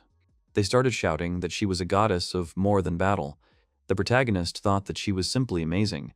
Meanwhile, the girl protected one of the soldiers from an attacking monster, asking him if he was okay or if he was hurt. She yelled for everyone to back off as she dealt with this. Suddenly, she spotted Al and they greeted each other. She was surprised that he came too. It was amazing that there were so many monsters and they didn't end. In the distance, the soldiers saw a shadow that raised dust. At first, they were afraid that more enemies were approaching, but then, when they saw the banners, they realized that these were not monsters. Soldiers dressed in heavy armor, riding horses, which were also covered in armor, were approaching them. The protagonist, shocked, asked who they were. At this time, the commander of the approaching knights raised his sword and announced that in the name of King Antisberg, he ordered all monsters to disappear instantly. And if they don't, the holy sword will fry them to a crisp. The monsters froze in place, and the knight came closer and closer to them. People realized that they were retreating. It was just amazing. Everyone started to rejoice at this. Fal turned to the protagonist, saying that these were Antisberg soldiers. She added that with the help of the sacred sword, they were able to drive the monsters away. The guy was surprised that all it took was just waving it. Fal said that she had to leave this place. He asked her what exactly she was leaving and when she would return. She replied that she would not return, so she could no longer force him to be her knight. They approached her, saying that it was time for them to leave. She apologized and said that she was already on her way, heading towards the carriage. The protagonist tried to find out what happened, but she only thanked him in response. After that, she returned and said goodbye to the main character with a sad smile. A few days after the monster attack, a large crowd of people gathered near a small counter. People asked the main character to sell them vegetables. They were surprised at how cheaply he sold everything. He thanked them for their purchases in return. As he handed a bag of groceries to another customer, he heard someone say they wanted to buy this. Turning around, he was surprised to see the boy he had met earlier in the field. His mother had said he had been causing trouble recently. But even after that, he gave him vegetables. She does not know how to thank the main character. The guy waved his hands and asked to raise his head. He is happy just because someone likes the vegetables he grew. She added that they owned a small studio in the city. If he suddenly needed something, he just needed to let them know. The boy added that he would wait for him. After that, she showed that she wanted to buy from him. At that moment, the postman came and said that the boy had received a letter. The boy was surprised that it was, again, a letter from his mother and apologized for the trouble. He replied that it was his job. After that, the postman asked if it was okay to sell vegetables so cheaply. The guy replied that it was okay for him because he had 1,000 subo of land, he would not be left with a loss. Besides, the prices had returned to their previous level. It was all thanks to the Antisberg Holy Sword. Just by waving it, the monsters immediately disappeared. Thinking back on it, he thought it was really great. Besides, such a generous country after all, they came to help another country that was attacked by monsters. The postman replied that he was not sure about that, which surprised Al. He added that it was not for nothing that they say that generosity has its downside, and he should read this letter as soon as possible. Meanwhile, Helen thanked Rory, who was cleaning her sword at the time, for her work. Helen asked if she was hungry, as she had made sandwiches. If Rory wanted, they could have a snack. The girl replied that they looked very appetizing. As they sat at the table, Helen apologized for having to ask her to help with the destruction of monsters. The girl replied that her job was to protect everyone and asked what kind of flyer she had. Helen replied that she had just received an urgent notice that the princess was getting married. Rory was amazed that she was marrying the knight who had driven away the monsters. Helen confirmed her words and added that with the sword they can protect the country, so she thinks it's a good plan, but she's not sure if he's getting married just for that. Rory thought about her words. She said he was bothering her. Monsters usually don't understand human speech, but they did exactly as they were told. After her words, Helen also thought it was strange. At this time, the main character entered the room and called the girls. He was asked if he had seen the announcement that the princess was getting married. He replied that he already knew about that. He wanted to say something, and he was interrupted by a man who came in after him. The knight stood before them with a large bouquet of flowers, happy that he had finally found the girl. Rory was very annoyed by this, and he began to praise her, saying that he had been looking for her for a long time and was going to take her with him to dedicate himself to the country. Al tried to understand what was going on. Rory was screaming that she never agreed to be with him. She had told him before, and she wasn't going to change her mind because her heart was already taken. After that, she moved closer to the main character, told him that he was her love. This shocked the knight. Al thought he was stalking the girl, even though she was uncomfortable with it, and decided to play along. He hugged her, confirming her words. After which he confidently said that they loved each other, so the man should leave. The man in response shook with indignation. Rory blushed with embarrassment, and the man replied that she would not become his because there was someone she loved. Looking at her with madness, he added that he liked her even more. Both loyalty and purity are beautiful, but he does not think that he will lose to him in the strength and depth of his love. He said with confidence that he would show her that he loved her more, and next time she would be his. Opening the doors, he laughed loudly. Al said that this guy was so positive it was terrifying. The embarrassed girl called him. He said that they were just pretending, because, again, some arrogant guy had his eyes on her. The blushing girl thanked him. Helen said he was rude and then asked what he wanted to tell them. Handing them his papers, he asked them to read this. The girls started reading from the first page, which embarrassed the guy, so he took the sheet from them and tore it up. Handing them another piece of paper, he told them to read from there. Recently, it was learned that Maggie's was under attack by monsters, and supplies to the city were cut off. Mom thought that she should go deal with the monsters that were bothering her boy, but when she was about to do so, she learned the unbelievable. During these incidents, the country's fame greatly increased. It was said that they used a holy sword to drive away the monsters, but there was no power in that sword. Rory was amazed at this. This is not a legendary weapon. It was forged by an ordinary blacksmith from Antisburg. The girls did not understand how she knew about it. Despite her current status, she was still the founder of the Shadow Puppeteers.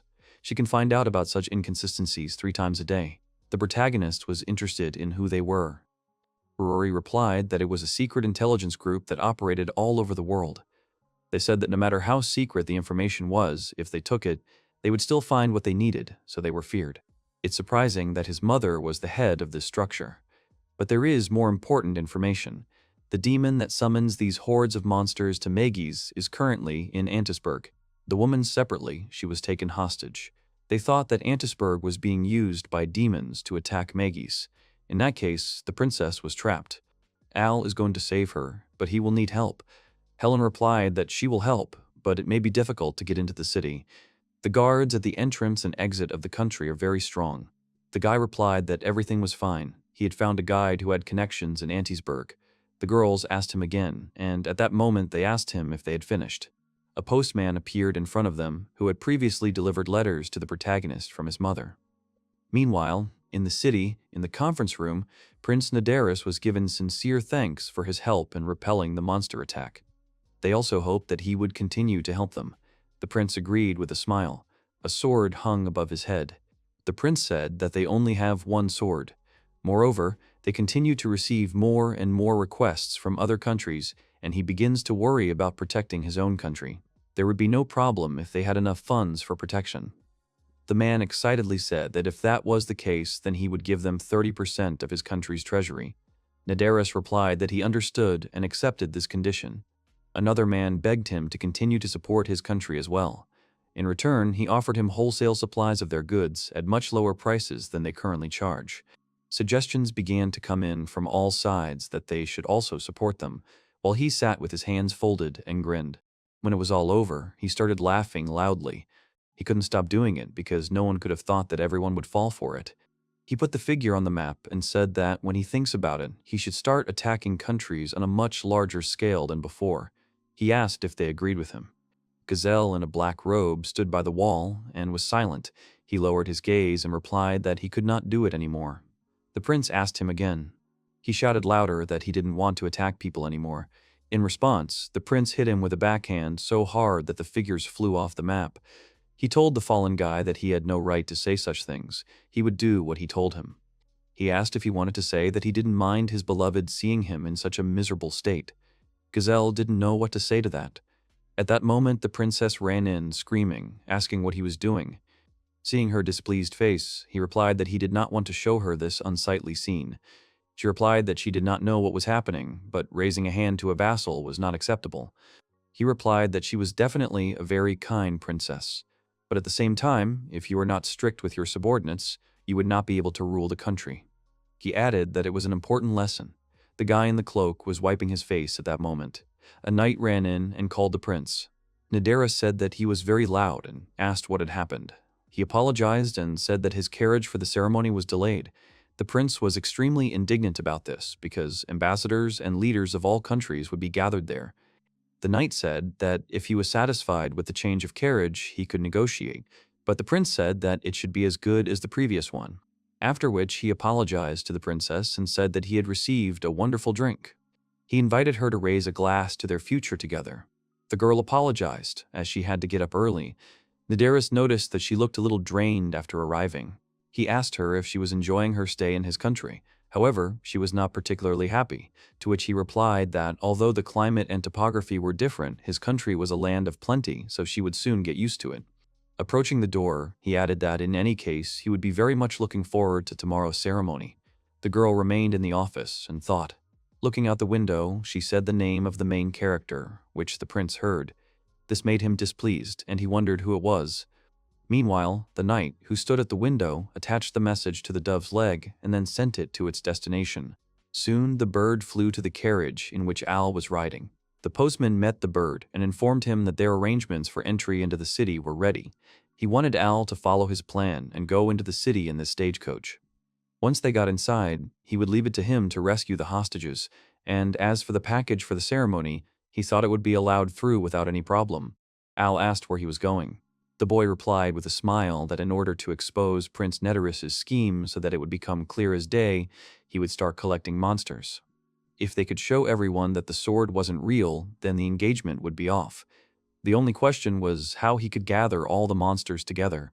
He suddenly realized that he still hadn't said his name. Taking off his cap, he said that his name was Rix Bowen. He was a mailman for the shadow puppeteers and a demon. 2 small horns were visible on his forehead, and his ears were pointed. The protagonist was surprised by this. Rix informed him that there were quite a few demons like him who disguised themselves and integrated into human society, if he didn't know. And for as long as he could remember, he had always been indebted to Miss Luchika. Some live so close to humans that they develop deep relationships with them. Al replied that he had never even thought of that. Rick said that the demon who was taken hostage fell in love with the girl, and they lived in the human world for a very long time. After the peace treaty, they were happy that they could finally enjoy each other openly, and that's when the prince noticed them. And even though they like humans, they are forced to attack them. And if anyone thinks that they can treat demons like that, they won't get away with it. The main character called the surprised guy and said that he would definitely help them and they could leave it to him. Rix adjusted her cap and replied with a smile that he was counting on it. At that moment, the tent reported that the disguise was ready and apologized for the wait. After examining it carefully, the delighted guy realized that it was simply perfect and they could begin the mission. There was a couple standing near the church in the town of Antisburg. The girl was wearing a long dress with frills and a veil, and the man was wearing a black robe and a crown. The man asked the girl, without going inside, if she was sure about this because they could still cancel everything. Val answered with a smile that everything was fine, because she had made a choice for the good of Magis. He thanked her for this. At this moment, it was announced that without further ado, the bride would be greeted with loud applause. The heavy doors swung open, and a hall appeared before them. The sun was shining brightly in the sky. The mail coach was heading to the city. When handing over the documents, they said that this was a waybill for a parcel, and that a signature was needed to confirm receipt. Al jumped out of the carriage and, hiding, said that they were immediately leaving to search. When they were stopped, the protagonist turned around. They asked him what kind of outfit he was wearing. He laughed and said that he looked cool in that outfit. He added with bragging that no matter where they went, everyone would think they were farmers. An undercover investigation, wouldn't they stand out from the crowd? He replied not to worry, everything would be fine, these clothes or even did not find. The knight put his hand on his shoulder and asked what they were doing. Rory was scared, thinking that they had been discovered. Al turned around and said that they were not suspicious at all. They were simple farmers who had come to deliver the freshest vegetables and showed them. The knight said that he understood everything. The boy replied that if that was all, then they had to go, to which the man agreed. The protagonist said that at least that was the plan, and then ran away in fear. The soldiers shouted that suspicious people were in the city. Rory realized that this was too much. Al wondered uneasily why everyone didn't think the farmers were good people. To think that they thought they were suspicious was very strange. They were being shouted at to become. Rory thought that was an interesting conclusion. But in any case, if they didn't hurry, the wedding would end. They were 100% sure who the hostage was on the top floor. After grabbing the guy, Helen told him to leave the guard on them and go to the hostage. This scared him. She threw him forward with great force, causing him to scream and his hat to fly off his head. He flew straight into a closed window, which left him quite stunned. Having broken it, he flew straight into the room where the girl was, who screamed in surprise. He fell flat on the floor, after which, shaking, he began to rise. He asked the girl if she was hurt. She replied that, looking at him, she should be asking him. Soldiers came running, trying to find out what had happened. Seeing the main character, they tried to find out who he was. As he ran away, he shouted that he was just a farmer. As he ran past the soldiers, he stuffed each of them with a simple carrot. Turning to the girl, he asked if she was Gazelle's girlfriend. She was surprised, asking if he knew him. He told her that she should go with him. They must expose the crime of this country here and now. Meanwhile, in the church, the marriage vows were read that in sickness and in health, for richer and for poorer, they would love each other. The prince was asked if he would accept the girl as his wife, rejecting all others, to which he agreed. He was informed that he could now kiss the bride. Taking the girl by the chin, he said that from that moment on, she was his, not only in words, but also in deeds. He told her to relax, because he would relieve her of this melancholy. He brought his face closer to hers, and she thought that she hated him and remembered the main character. Suddenly, the prince was thrown to the side with great force, causing him to fly several meters away and become tired. The princess watched this in fear. Those present turned around, trying to figure out who was at the door. The man standing there began to enter the room, after which the princess recognized him. Approaching them, he greeted her.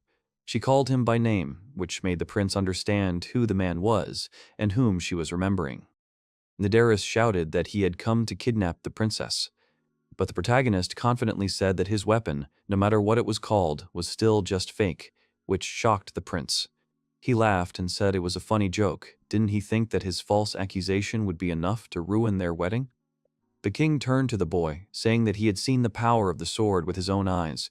It was truly a holy sword. Everyone present had seen it, so his joke went unnoticed. The prince asked him if he had proof, to which Al replied that he did, which left Nadaris confused. At that moment, a knight burst in, trying to report what was happening outside the church. At that moment, a horde of monsters attacked the city. They circled in the air above the church, attacking those present. Among them was Rix. He said he got there just in time. The people below understood why the monsters were there, thinking they were hiding. They decided they would be fine because they had the holy sword, and they began asking the prince to drive them away. Nadaris shouted to Gazelle to bring him the holy sword immediately. But he saw that at that moment he was hugging his beloved. They were incredibly happy to meet. Rix apologized and said that he thought he was busy at the moment. Holding out the sword, he added that he had brought it instead. Looking at it, the prince clenched his teeth. People asked the prince to hurry up and use the sword. The protagonist told him that he could do nothing. He added that he knew the sword was not real. As he approached the exit, he threw it on the floor. People did not understand what he was doing, but he offered them to look. The monster grabbed the weapon and used his teeth to smash it into pieces. People were shocked to see how easily he did it. The protagonist said that it was obvious that he was useless against monsters. People thought it was incredible, not understanding how he had been stupidly repelling the monster until that moment. Gazelle said that he would explain it to them. He said that the prince forced him to send hordes of monsters to various countries, and then, at his signal, when a soldier raised his sword, he ordered them to retreat. The people were shocked to realize that the prince had lied. The king asked him if he had anything to say in his defense. Well, he just laughed, saying that they were too late to get alarmed. Last night, he sent a horde of monsters to Megis. Those present could not believe it. The king ordered reinforcements to be sent.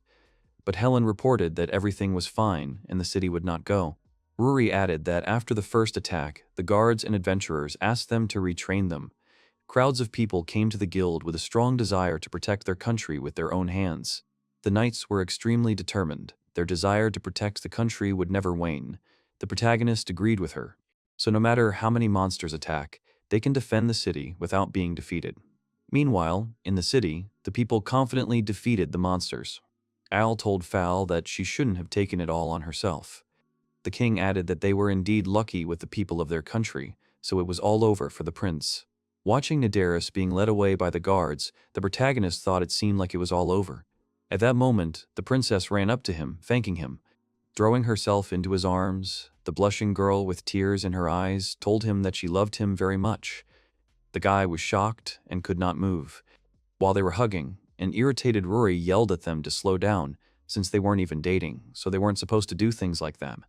The guy agreed and asked the girl to let him go, which she didn't agree with.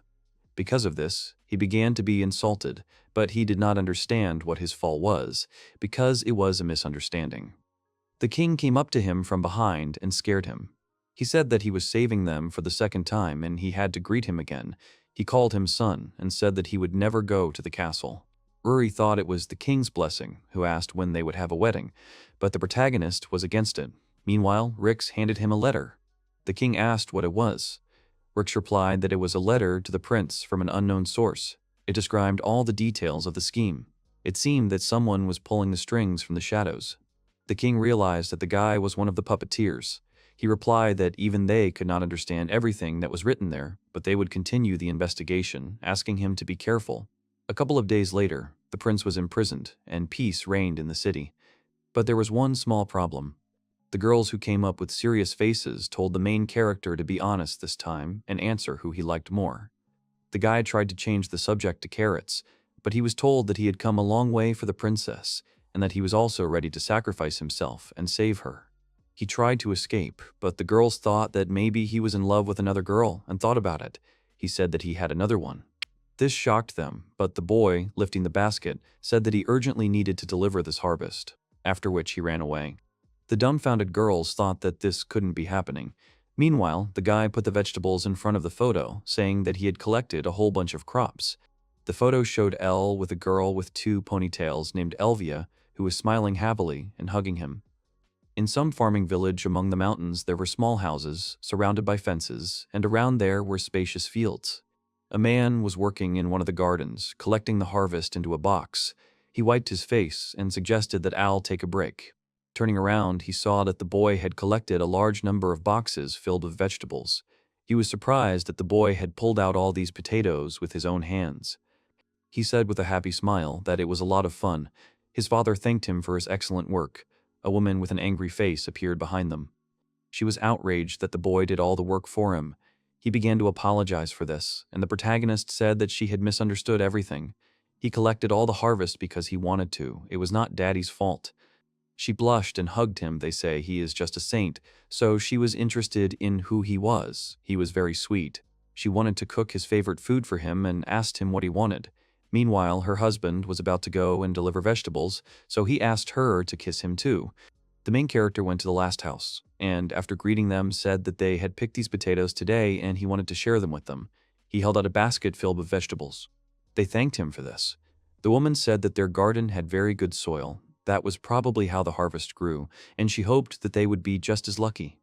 The boy heard someone shouting that they needed to arrest someone. They caught a little girl covered in mud, telling her not to think she would be forgiven this time. They approached them and asked what was going on, but they were told that she was stealing their harvest and they had finally caught her. They began trying to find out who her parents were, because until she told them, they wouldn't let her go. But the girl looked like an orphan. L asked what would happen to her. The man replied that he didn't know, but that they might turn her in. They grabbed the girl and started to take her away, but she bit the man and started to run away from him. He ran up to the main character. She snatched the basket of potatoes from him and ran on, and the man started shouting that she needed to be caught. The dumbfounded boy remained standing in place. In the forest, among the bushes and trees, a girl was eating raw potatoes, crunching them. A guy was looking at her from behind a tree, but suddenly a branch under his foot crunched. He heard a noise. She got scared and started to run away, but the guy asked her to stop. She froze, feeling a breath of pleasant aroma. Al held a plate of cooked food in his hands, saying that he hadn't come to pick it up. Potatoes are bitter if you eat them raw, but if you peel them and add them to the soup, they're pretty tasty. The girl watched him suspiciously from behind a tree. Putting the plate on the ground, the main character said that it was not he who cooked it, but his mother, but she could try it if she wanted. She carefully walked out and approached the deliciously smelling food. Sometime later, the boy saw that the plate was empty. He shouted that he had brought a tomato omelet today, and if you sprinkle it with herbs, it would taste even better. When he left, leaving the plate, the girl jumped out of her hiding place. As he said, she sprinkled it with greens and began to eat it with pleasure. The next time he came, saying that he had brought a fish sandwich. This time she no longer hid, but came out to meet him. She began to eat with appetite, and he asked her if it was tasty. She nodded and said that she liked tomatoes the most. He happily replied that he had grown the most. She asked him again, and he added that his dad had said that happiness for a farmer is when someone enjoys what he has grown. With a wide smile, he added that he thought his father was right. Then he asked her name. She introduced herself as Elvia. He also gave his name and said it was nice to meet her, but at that moment his stomach growled.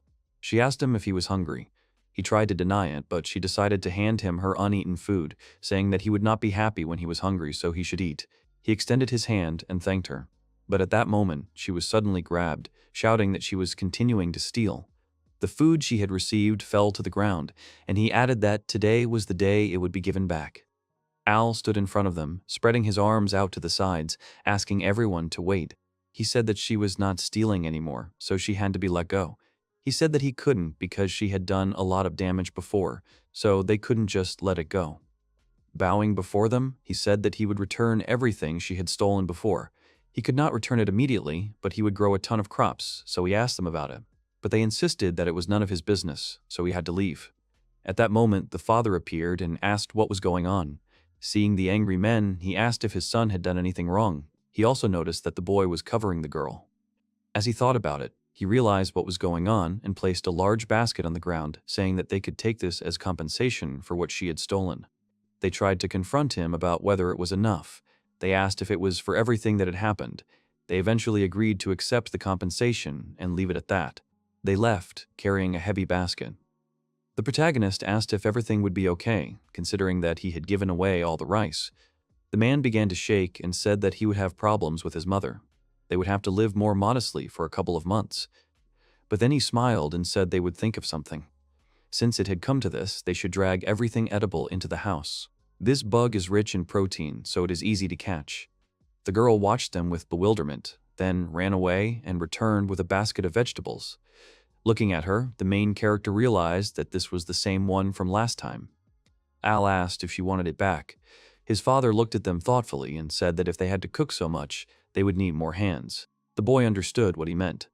Al handed her the basket back, saying that it seemed like they would be making soup every day from now on, and asked if she would help them with the cooking.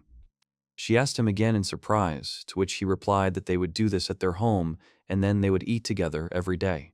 She could only repeat his words in response, after which she smiled happily and agreed with them. Then they all set off together. A couple of years later, the main character had grown up a little. He was dusting off his hands after finishing tying up the vegetables. Elvia was helping him with the vegetables. She happily reported that she had also finished her part of the work. In her hands, she had a basket with ropes in it. He thanked her for her good work. She asked if they had done everything, since in that case they could eat bento together. He replied that they still had another section to work on. She was shocked at how much was left. He told her that she could take a break and he would work a little more. But she insisted that he should also take a break, because he had been working since early morning. Were they tired? With shining eyes, he replied that not at all, on the contrary, he felt fresh, because it was so much fun. The father came up and told the girl that it was easier to give up, because he was born a farmer, so they better eat. The girl got mad at him for this. She screamed at him to be normal. She couldn't be as incredible as him. But he replied that she didn't need that. But she didn't agree, because he promised that they would be together every day. The mother said that everyone has their own strengths and weaknesses, and besides, she already cooks much better than him. The guy agreed with her and said that it was okay to do what she liked. She didn't have to always run after him. She frowned at his words, but suddenly they heard a scream that caught their attention. A boy was running towards them, asking for someone to help him. There were tears in his eyes. He was trying to escape from the bees that were chasing him. The father told his son that they needed to deal with them. After that, they quickly began to attack every insect that came near them. When they were done, Al asked Testa if he was okay or not. He thanked them for that. Suddenly, Elvia realized that another bee was approaching from behind. Noticing it, Testa began to scream loudly, and its stinger was approaching him. But at that moment, someone ran past the girl, and they noticed a leg that was able to destroy the approaching bee with literally one blow. From this blow, she literally fell to pieces. It was Lyusica who, turning around, asked if she was okay or a boy. He thanked her and said that she was amazing as always. But the man was outraged by this. He thought that he was behaving inappropriately towards his wife. He could not ignore this. But the boy protested that this was just thinking out loud. If he had been born 10 years earlier, then maybe. But now, he was just jealous that Al had such a strong, beautiful mother. The smug man replied that he was right, because his wife was his pride. The woman said that he embarrassed her. And she added that he was her only joy. Her father was irritated by this. She also said that she would be leaving for a short time, so they should look after the house. Her husband was unhappy about this. She replied that this time she was going to the capital, so she would be back in about 2 or 3 days. Al agreed with her. She added that since there were already 4 people in the family, they needed to find a house where they could stay comfortably. The man said that this time he was going to go with her. She asked him if he didn't have a field to look after. He said that he could leave the field to El. As the head of the household, he also had to see where they would live. Moreover, there will be people who will pester her, and he should destroy them. He replied that risking his life for a woman, that's what men do. The time will come when he will understand what he means. Elvia asked if he hadn't been hitting on women when they were in town. This angered his wife. The man replied that they looked like they needed help and he just decided to ask. With a scary face, she replied that no excuses were needed. Testa remarked that his parents got along well. Elvia didn't understand what he meant. He replied that they were just playing with each other to prove their love. She didn't understand again, and El told her that she would understand when she grew up. The parents informed them that they were leaving, so they could expect souvenirs when they returned. The protagonist waved to them and wished them a good trip. Afterwards, he asked Testa why the bees suddenly attacked him and added that he was not sure that they lived in their area. He replied that he had found it. The protagonist was amazed by the map he saw. The boy said with shining eyes that there seemed to be some treasure hidden in their forest behind the village, and so he suggested that he go look for it with him. All reminded him that there were bees there and he had been told not to go into that forest. Testa said everything would be fine, and he had already found the nest. All that was left was to deal with the slugs. He thought it wouldn't hurt if they just looked. Al thought about it. He said he couldn't leave Elvia alone. Testa said that if they returned before dark, everything would be fine. After all, maybe there would be jewelry and stuff there. He asked if he would like to give a gift to the girl. She would definitely like it. In the end, he agreed and warned the girl that he would be leaving for a while. She asked where he was and said that she would go too. He asked her to watch the house for her, and she could also play in the garden. Elvia replied that she was only okay when she played with him. He asked her again, saying that they would be back before dark. In the end, she agreed. After some time, they found themselves in a dark forest in which the trees were covered with thick crowns of foliage, and in the distance, a high mountain was visible. They walked, studying the map carefully. Al said that he seemed worried about the girl. Testa didn't understand why. The guy said that she was always drawn to him. It would be great if she could get along with someone else in the city. Testa said that it probably wouldn't work. They don't do it in front of him, but he probably doesn't know. When she's alone, everyone treats her terribly. They make fun of her. He told the girl to tell her brother, but she told him not to. It seemed she could only relax when she was with him. The The protagonist, stunned, replied that he had never even imagined it. Maybe the reason Mom started looking for a new home was for her, and Dad was trying to make sure she didn't leave home alone. And only he didn't notice anything. Testa asked him not to dwell on it. It was probably useless to say this, but he couldn't do anything about it either. He added with a smile that that's why they need to find treasures quickly to make her happy. Al thanked him in return. Testa, seeing the rock, said that according to the map, it should be there, but there is only this boulder. As he took a step forward, something clicked under his foot and the ground began to split right under them in the form of a large crack. They were shocked by what was happening. As a result, in front of them there was a deep black entrance to some kind of dungeon, in front of which stood two boys. The protagonist asked what they should do. Suddenly, he answered that since they had gone so far, they should not retreat. They entered a dark space and, after walking for some time, saw the exit. They found themselves in a room with high vaults, the walls of which were entwined with roots. Cracks appeared in places. The boys looked at all this beauty in amazement. Al couldn't even imagine that such a place could be right in the middle of the forest. Testa pointed to a stone with writing, asking him to look. The protagonist could not read this language. When he put his hand to the tablet, it lit up. A bright light engulfed him. He tried to cover his face with his hands, but the writing continued to glow. Testa called out to him in horror. The main character could not understand what was happening, when suddenly he found himself in some dark space, and right in front of him stood a giant monster with large horns and sharp fangs. The creature squinted at him, then opened its mouth wide and pointed it towards the boy. Al lay motionless on the ground while Testa called him and asked him to wake up. Suddenly, there was a noise and the ground shook. Looking around at what was happening around him, the guy realized, in horror, what exactly this shaking was. Well, the main character still hadn't woken up. Meanwhile, a volcano began to erupt outside, sending its very base flying towards me, and clouds of smoke rose high into the sky. Hearing his sister calling him, the protagonist woke up.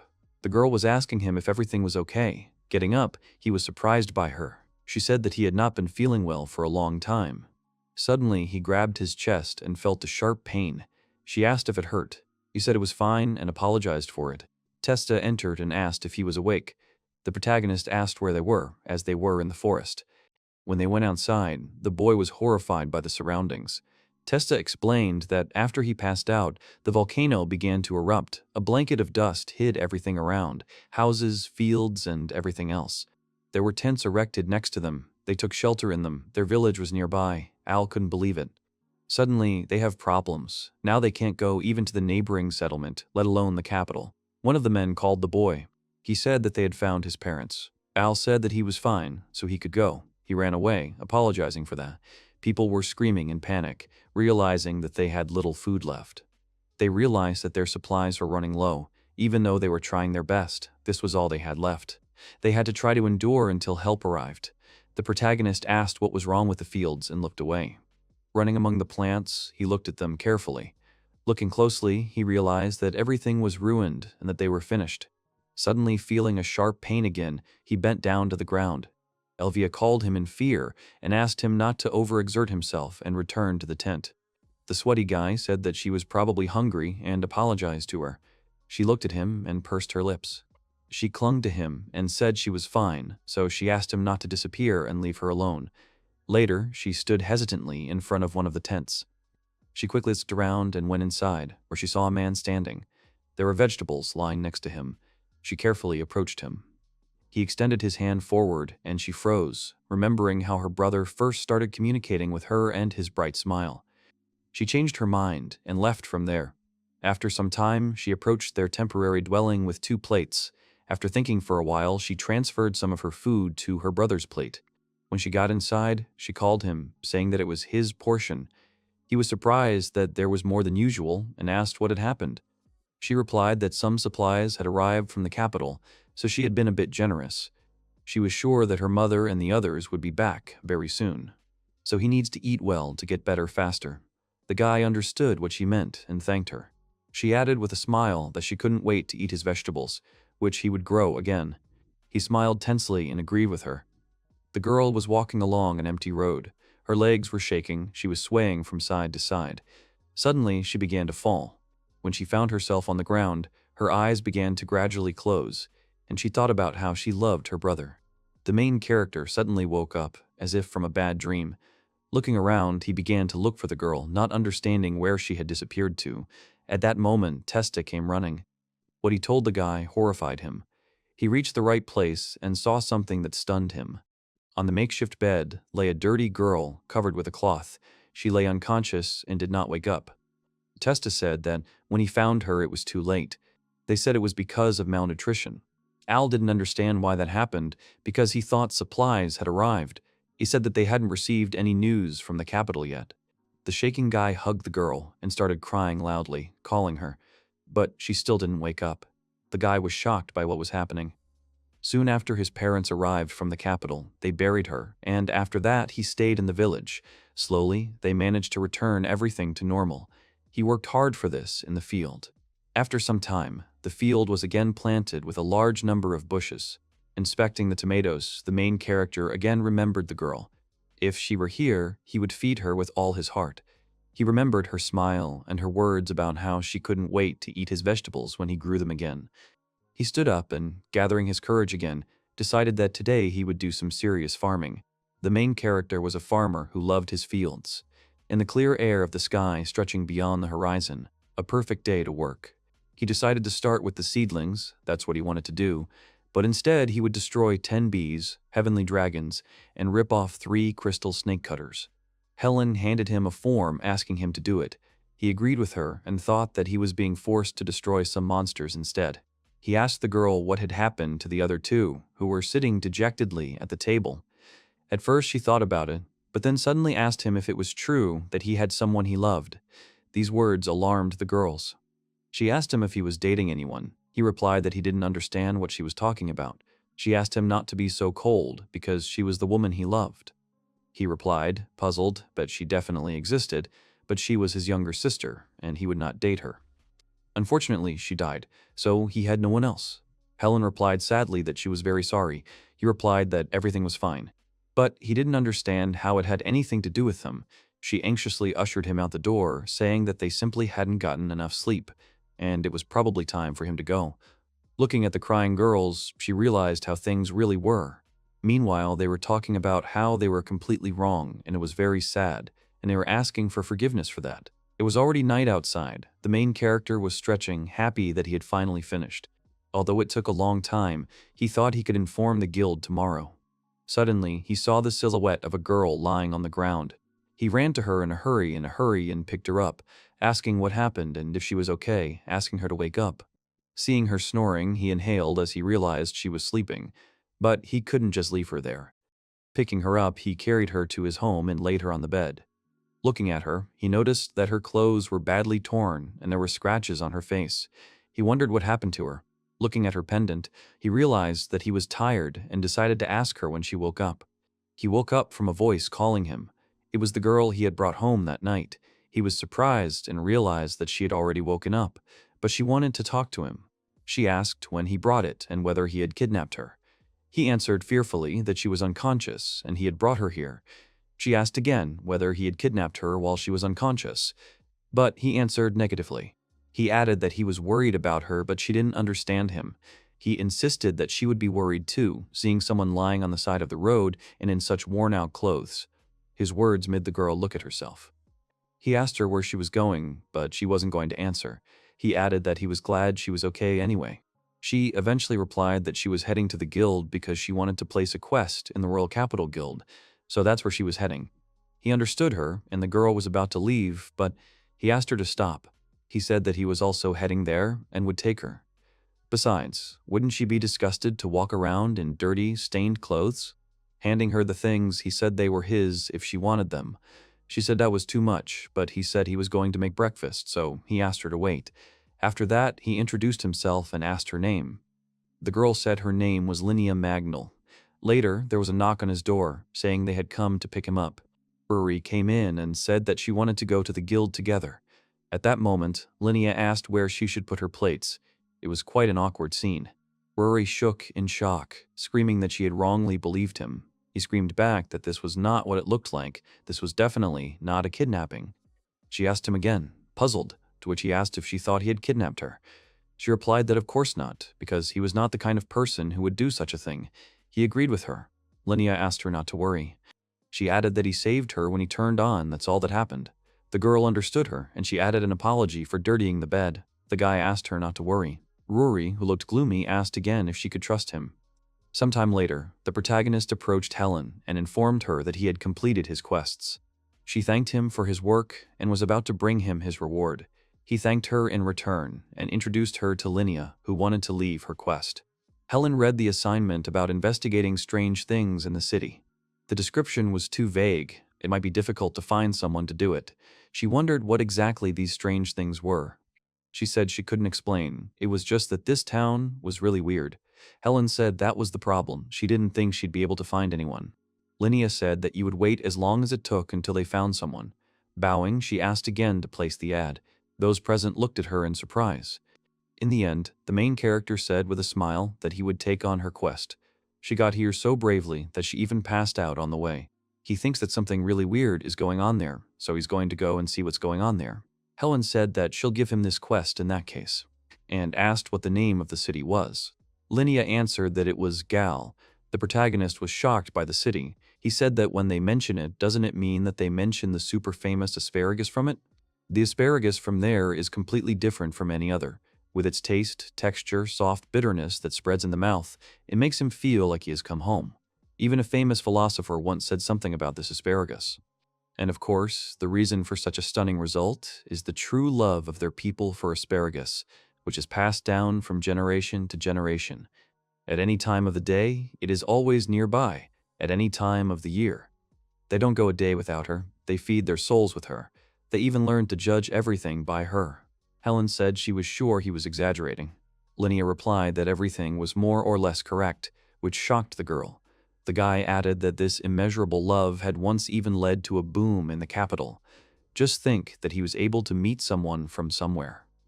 The shocked guy asked to shake her hand, then he beamed. Helen said that he hit his head a little, but he was kind. It seemed like he would be her strength, so she could rely on him. Linnea thought in response. Later they arrived at the 3-story building where the store was located. Entering, he pointed to the shelves with things, telling her to choose what she liked. And also not to worry about money. She didn't understand why he did so much for her, because the reward for the quest was not that big. Would he really want something else from her? He calmly said that he would not do such a thing. She thought he wanted to take advantage of her weakness, so he decided that she hated him. The girl replied that her father said that no man would help a girl just like that, without any ulterior motives. All men are wolves. He said that when a girl is on her own, she should worry about it. However, he has no ulterior motives, so she doesn't have to worry. Also, if she is constantly on guard, she will get tired again. She calmly said that he was saying this to make her relax, and then he would just catch her. The guy laughed, noting that she had a very caring father. She explained that she couldn't go with someone she couldn't trust. He tried to understand what that meant. She added that he looked suspicious, like she couldn't trust him. This stunned Al, but she took his hand. Coming closer, she added that they would have to study him properly for now.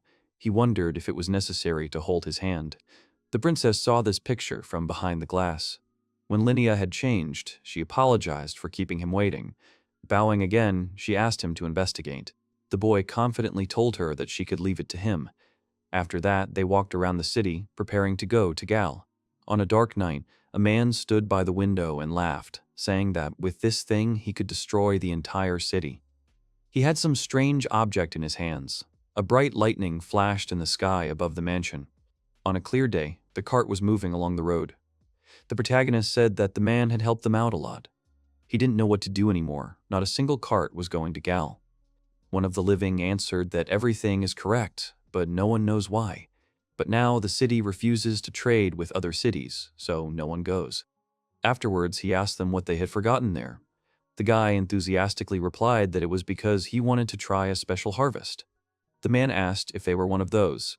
The guy waved his hand and said it wasn't because of that, he was just a farmer and loved vegetables. The happy man understood him, said that then he should come to Desir. He was going there now. The city is famous for its lemons. The name is traded by the whole city. All asked him again at first, but then noticed that it seemed like there was someone behind them. Horrified, he realized that he had seen those outlines before. They were being chased by a demon woman who was running at full speed. The protagonist was in shock. He didn't want this. The driver asked what had happened and saw that it was just an orc. If he was alone, they would easily throw him off their tail, so they didn't have to worry. But he was stunned to see that there were others running after her. He couldn't believe it. A whole gang of orcs followed their cart. The man had never seen so many of them in this forest, so he didn't understand what was going on at all. The shaken guy apologized, adding that it was because of him. The man asked him not to pass out and hold on. He heard a voice calling him, asking if he could hear it. He opened his eyes and saw an angel in snow-white clothes in front of him. She was saying something to him, but he couldn't make out all her words. Soon her silhouette began to disappear. He asked her to stop. He reached out and grabbed something, but saw that it was an orc in front of him, causing him to scream in shock. When he woke up, he realized it was a dream. He was lying on Linnea's lap, who asked him to get up quickly if he woke up. He jumped up, he apologized to her, but she didn't understand why he was doing this. She stared at him and asked if he had thought anything inappropriate after sleeping on her lap. He started to deny it, but then noticed the pendant on his chest. She said it had a calming effect, like hers. She thought it was better to have it than not. So she asked him to wear it. He understood and thanked her. She asked him to get out of the carriage. The man said she was very kind. After they escaped from the orcs, he passed out and had nightmares, but she put his head on her lap and started talking to him, looking at his head. She said that everything would be fine. The man added that he had found a great girl. His wife would never think of doing something like that for him. The guy tried to deny it. She shouted what happened because she was going to leave alone now. He apologized to her, and the man added that he was heading there anyway. If they walked a little, he would soon be in the city. The protagonist thanked him. Throwing a lemon at the guy, the man added that he should take it as a souvenir. Al was happy with the unexpected gift, examining the fruit. They walked along the road for some time, and soon arrived at the city's fortress wall. They were stopped by guards, who said that they had not seen anyone there before, so she wanted to know what they were doing there. Linnea said that this was her guest. The soldier did not understand why. She replied that he had agreed to take on her task and had come here from the Capital Guild. The man understood and apologized for this, welcoming him to the city. Turning around, the guy thought that everything had gone easier than he thought. But it was strange that the knights had mops instead of a copy. He looked around carefully. In front of them was a shopping street, where various people were going about their business. Some were shopping, some were walking, some were just talking. He thought that there seemed to be nothing strange here. Suddenly, he noticed a small kiosk with a picture of an asparagus kebab on it. He quickly ran up, deciding to buy one of those. The seller thanked him. While they were preparing for him, the guy asked if there was anything strange going on in the city. He replied that he was asking strange questions. Did anything seem to be happening here at all? This city was pure tranquility. He added that he had heard that the city had refused to trade with all the others. The man replied that their local lord had decided so, and that it was beyond his comprehension. Then he said that it was almost ready. But the main guy smelled the sweet aroma of asparagus, which suddenly turned into burning. The guy told the man that he thought it was burning, but the man kept saying that everything was fine. Handing him the burnt dish, he thanked him for waiting. Noting that it was his first time in this city, this was given to him free of charge as a greeting. The guy was horrified to think that maybe everyone here ate asparagus raw. The girl replied that it wasn't so, that it shouldn't be eaten because it was like ash. He realized that it really was so. He was attracted by the noise of the falling cart. He ran up to the man, asking if everything was okay, but he stood up, not paying attention. Seeing him riding on falling vegetables, he tried to stop him, asking what he was doing. But the man smiled with a blank expression. Al wanted to understand what was going on. Everyone was really acting strange. The men lifted him up, saying that this luggage was really long, so he had to hold it tighter. The stunned boy realized that he was being carried away somewhere. Standing by the fountain, he said tiredly that it was terrible to think that he was mistaken for luggage. The girl said that everyone had been acting like this for quite some time. Something had obviously happened. He replied that she was right. Everything was very strange. She invited him to relax at her place. Sometime later, they arrived at the mission where the shop was located. Linnea said that her parents owned this pendant shop. They only create with different effects. We point to the various ones. She spoke about their properties. Having looked, the guy thought that it seemed to him that they were here for every taste. Taking one of them, she said that it contained the protective powers of the light deities and drove away evil. So the guy understood why she had given it to him earlier. She thinks that she remained sane only because she wore it. The protagonist realized that she could mean, if they were needed for an investigation, he could take as many as he needed. He agreed with her, said that it would help. When leaving, she said that she would prepare a room for him like that. The guy asked where her parents were, so she said she didn't know. Ever since everyone got weird, they'd disappeared. Al understood he'd have to deal with that too. Turning around, she wanted to tell him something, but suddenly fell silent. He asked what happened, but she answered that nothing and asked him to sort it out. It is reported that it is the next morning. Elsan and Linnea wish each other good morning. The girl says she just finished making breakfast. The guy says it smells delicious. He is surprised by the abundance of asparagus. She hopes that he will like it. The young man says that then, without further ado, he will begin his meal. And wishing him a bon appetit, he takes a bite and freezes in surprise. The protagonist thinks how delicious it is. The crispy texture of fresh asparagus goes perfectly with the cheese and smoked salmon. Linnea looks at him and suggests that she eats it with sauce. Al is amazed at how sweet it is. The more he chews, the sweeter it gets, and the creamy sauce balances the flavor perfectly. And he believes the refreshing aroma makes him feel like he's hugging Mother Nature herself. It was asparagus from Gale. The guy says with tears in his eyes that it is, without a doubt, a delicious vegetable. He thanks Linnea for the food. He ate it all and didn't even notice, and adds that she is a great cook. The girl replies that she is glad that he liked it and that she is only good at cooking asparagus. Elsan, overflowing with energy, decides to immediately investigate and quickly runs away. The chef greets us warmly, offering us pancakes with asparagus. The man pours, offering to try the signature asparagus liqueurs. The guy thinks that he can't ask about something directly and has to find a suspicious place. A man approaches him, noting that he is a new face in town. The man introduces himself as Lord Gale's steward, apologizes for his rudeness, and says his name is Remelos Horan. He explained that he bought the pendant in a store and wears it all the time. The Lord said thoughtfully that it seemed to be thanks to this pendant that nothing bad had happened to him. The young man replied that he wanted to know a lot because he had come to investigate. Remelos said that the story was long and invited him to his mansion tomorrow. The man agrees to tell everything he knows. The protagonist agrees and says that they will see each other tomorrow. Al says he met Lord by chance and arranged to meet tomorrow, expressing hope for progress in the matter. The girl asked the young man if he found all this strange. She wondered why the Lord, if he was in his right mind, stayed in the city and did not ask for help. The young man thought she was right and suggested that perhaps there were reasons for that. The protagonist decided that he would find out everything tomorrow. Linnea reproached him for being too trusting. She tells Al that people like him are easily deceived by bad people. He says her name thoughtfully. The guy assures her that everything will be fine and says that he is not going to act rashly. And he asks you to relax and trust him. Linnea reluctantly and hesitantly agrees. Al, looking at the building, realizes that this must be the mansion of the ruling lord. He hopes that now at least something will finally become clear. The hero apologizes to the girl and says that she had to go with him, but she could have stayed home. She insists that she will go with him because it was she who brought him here. The young man firmly tells them to go. The hospitable butler asks them to enter, saying that Lord Ramul is already waiting for them. Lord Remulos Korun expresses his gratitude for their visit. The man greets the guests and kindly invites them to sit down. The protagonist suggests getting straight to the point and asks him about his thoughts on the strange events in the city. The boy tells the butler that the tea is already overflowing. The Lord asks him to stop and says that the man can go, and he apologizes and gets down to business about the city. Lord addresses Al Wayne by name, saying that there is no longer any reason to worry. The young man is surprised that he knows his name.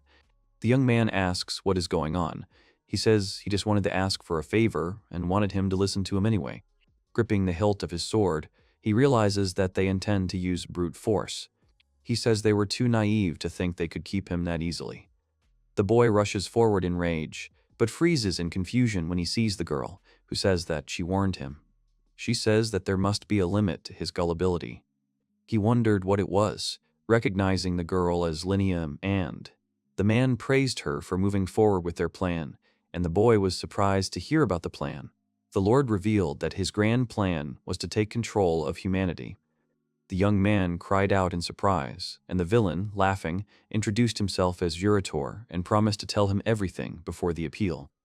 A man talks about his ability to take away the thoughts of people whom he, like his master, manipulates. Thus, he embedded the crystal's ability into the statue, installing it with the help of his subordinates. The protagonist realized what was happening in the city.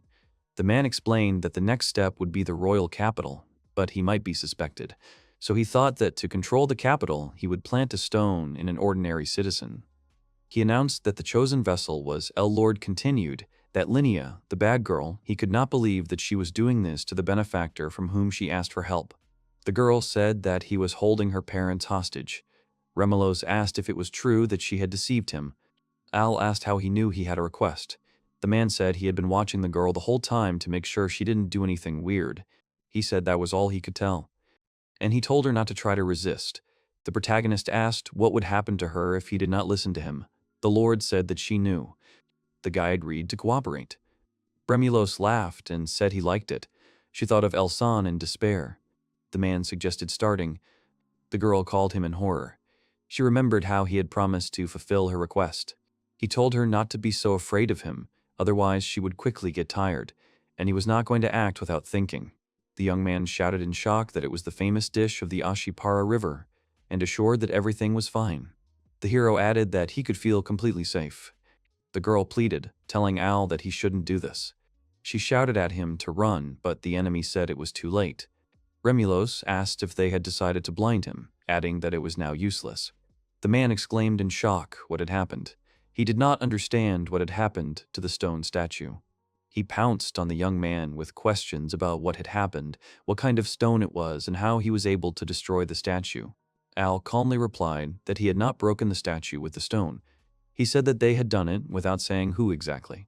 The man didn't believe it and asked if there were other people with them. He insists that he saw him and the girl arrive in the city alone, and there was no one else.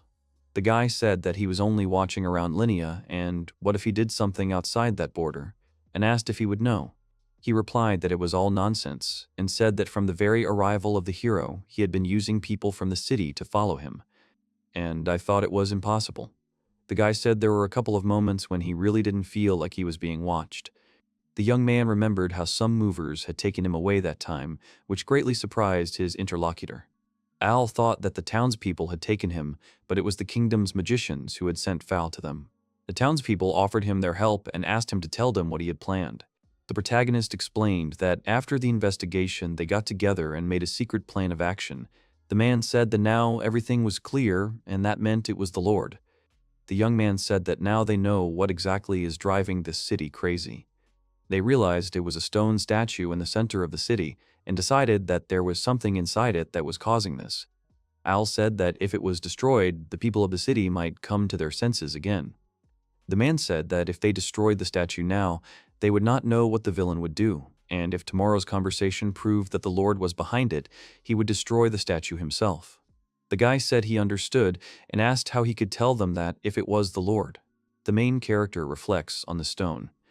The boy explained that this stone was called Tsugai Stone. If you break one of them into two pieces, the other stone will also break, and thus gave the signal to destroy the statue. The Lord thought how clever it was. Al confidently declared that this was the end of it. Remu laughed maliciously, calling him an idiot since he still had hostages. He warned that if he came closer, the Lord would suffer and ordered him to leave. The hero asked to look at it. The Lord asked in bewilderment if the guy was joking when he showed him the asparagus. The young man reminded him of his deep love and passion for asparagus. The Lord, in tears, lamented why he had forgotten about it. He admitted that it was true. He was overcome by an irresistible feeling of love for asparagus. The demon cursed that he was truly shocked.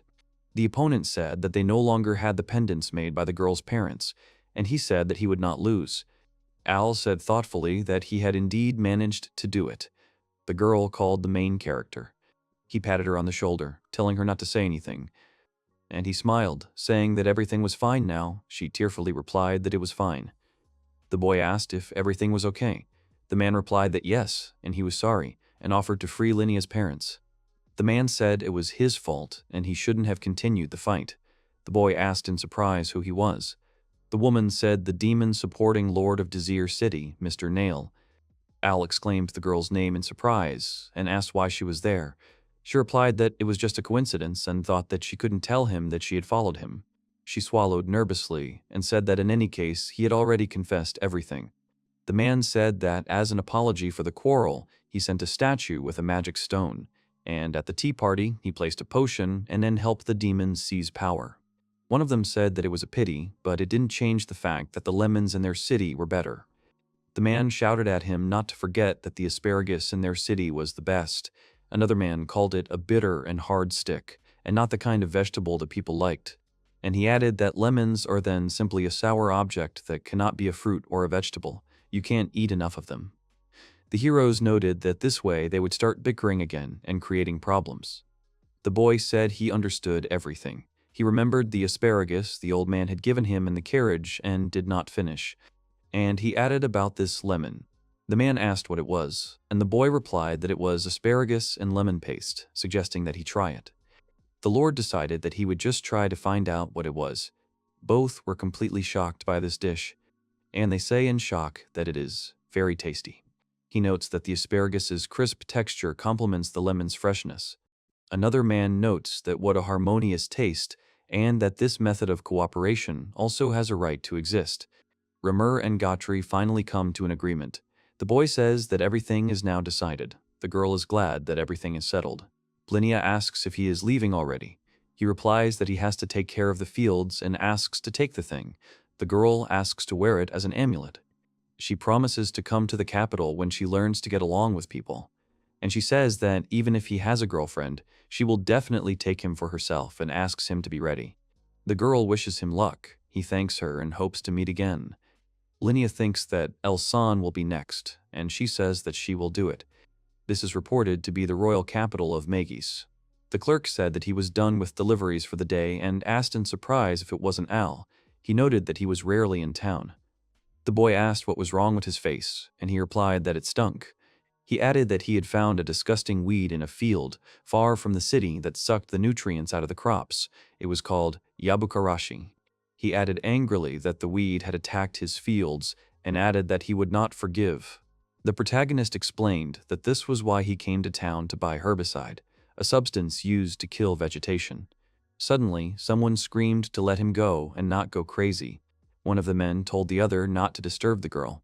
The employee thought that this was what the traders were going to do, and I wondered what they were doing here. He replied that the child obviously didn't like it. One of the traders advised him not to stick his head into things that didn't concern him. The man threatened the main character. The guy asked if she was okay. He noticed she had horns and wondered if she was a demon. The girl pulled her hood up in fear. The attendant couldn't believe his eyes and asked if she was Mrs. Julia. She asked if he knew her. He took off his hat, showing his horns, and introduced himself as Rix Bowen. Another young man asked who she was. The boy said that she was Julia von Macbeth. And he added that she was the only one, the daughter of the Demon King. Elle asked why she was in human territory. Rix calms down Mrs. Julia and says that everything is fine and that this man does not hate demons. She asked him to help all the demons. Julia said that when she was playing in her room and did not finish, and she added that suddenly an ape demon ran in who took care of her and said that it was dangerous for her here. After that, she had to run here. The girl thought that something terrible had happened. Therefore, she had to help everyone as soon as possible. The servant says he understands, but the demon's territory is on the other side of the sea. A ship can get there in 3 days. The protagonist asks to leave it to him. The guy asks in surprise what he is going to do. The girl asks to stop. Al screams that if he stops now, they will drown, and asks them to hold on until they get there. It is said that these are the lands of demons. He asks Julia if she is okay. The girl replies that she still feels sick. The hero apologizes and says that he thought they needed to hurry. The lady replies that she was scared, but thanks to him she can go and save everyone. She thanks him and calls him brother. The girl asked what happened. The guy answered that nothing and suggested that they go quickly. Julia happily agrees. The guy yells at her to stop. He notices something ahead. The Demon King's daughter notices Oped in surprise. She says it's okay, it's AP'd and he'll take care of her. The main character shouted at Julia to watch out and pushed her aside, and she asked in surprise what was going on. The girl asked Aped what had happened to him. The demon prepared himself. The Demon King's daughter asked him why he was doing this. Al was surprised by the cut. He thought that someone might be controlling him. Suddenly, a demon attacked him and asked in surprise what it was. The young man asked Julia if she was okay. The girl replied that she did not understand why all this was happening, because Aped had always been very kind. The guy said that in any case, they need to hurry to the demon castle. Julia screamed, calling for her brother. The demon screamed her name in response. The guy was surprised to see the shoe. The girl angrily asked why he raised his hand to her Al. She shouted in rage that she would not forgive him for this. Ayla asked in shock if it was Mom and why she was here. Mom replied that she learned everything from Rix. The woman added that it was unwise to rush into demon territory alone, but she was glad he was safe and asked the girl if she was Yulia Chan. She introduced herself as Al's mother, her name is Lucy, and said she was pleased to meet him. Mom asked if he hated her and said it was okay, he just fainted and would come to his senses soon. The main character asked if that demon was her protector, and added that his magical power was an order of magnitude higher. The girl said that Abed was the strongest wizard among the demons. He was always with her. El wondered why he wanted to knock her out then. Lyusica suggested leaving him alone and moving on.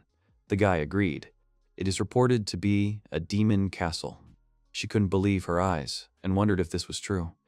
The protagonist angrily asked who did it. Mom assumed it was the same one who controlled the demon. Julia ran somewhere and Al called out to her. The girl called her dad and asked him to hold on. The guy said that he could still be saved. He ran up to the knight and asked if he was okay. The knight was relieved to see that Lady Julia was safe. The warrior asked her to run away. Raising her sword, Lucy apologized to Yulia Chan. She told Elle to go away and not disturb her mother. The protagonist told her that she was not his mother. She asked in surprise what he was talking about. He explained that if she were his mother, he would not have finished the conversation when they met. And he added that when they met, she would definitely hug him tightly. The girl was completely shocked by his guess. Lucy burst out laughing, saying that it was expected, and she couldn't believe that he had revealed her perfect disguise. With a smile, she confirmed that he understood everything correctly and called him brother. Al was stunned. He was suddenly told that they had not seen each other for a long time. It was another girl who said she missed him and called him brother. The girl tells him that she missed him very much. He is shocked to recognize her as his sister, Elvia. She asks him with a smile why he looks like that and how he is doing.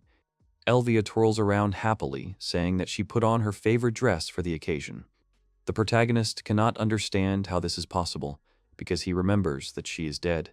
She explains that all of this was made possible by the evil god. The sister praises the evil god, who can absorb all the suffering and sorrows of the world. The girl claims that all this is the evil god. Her brother asks her to shut up. He shouts that it's all a lie. Elvia asked her brother if he was impressed, since the evil god's power in her body was still sealed, and she couldn't even tell them how fast this attack would be. He asked what it was. She noticed that he had acquired a new status, and his indicators had increased significantly. And she added that this is the skill of the evil god. Al didn't understand what she was talking about. The girl said that his pure power was very high. The guy didn't understand why he needed the evil god and why he should date him. She said she understood him. The hero asked her what she meant. The sister said that if he came over to her side, she would teach him more. Elvia gently suggested to her brother that they live together again, as before. He said her name in shock. Julia called the main character, calling him brother. The sister shouted at her not to dare, and asked with a smirk if she was really worried, and she added that this was her little brother. He screamed in horror at Elvia to stop immediately, but she only snapped her fingers in response. Al couldn't understand what was happening to his body. The sister said that if he accepted the power of the evil god, then she would be able to leave his dear people alone.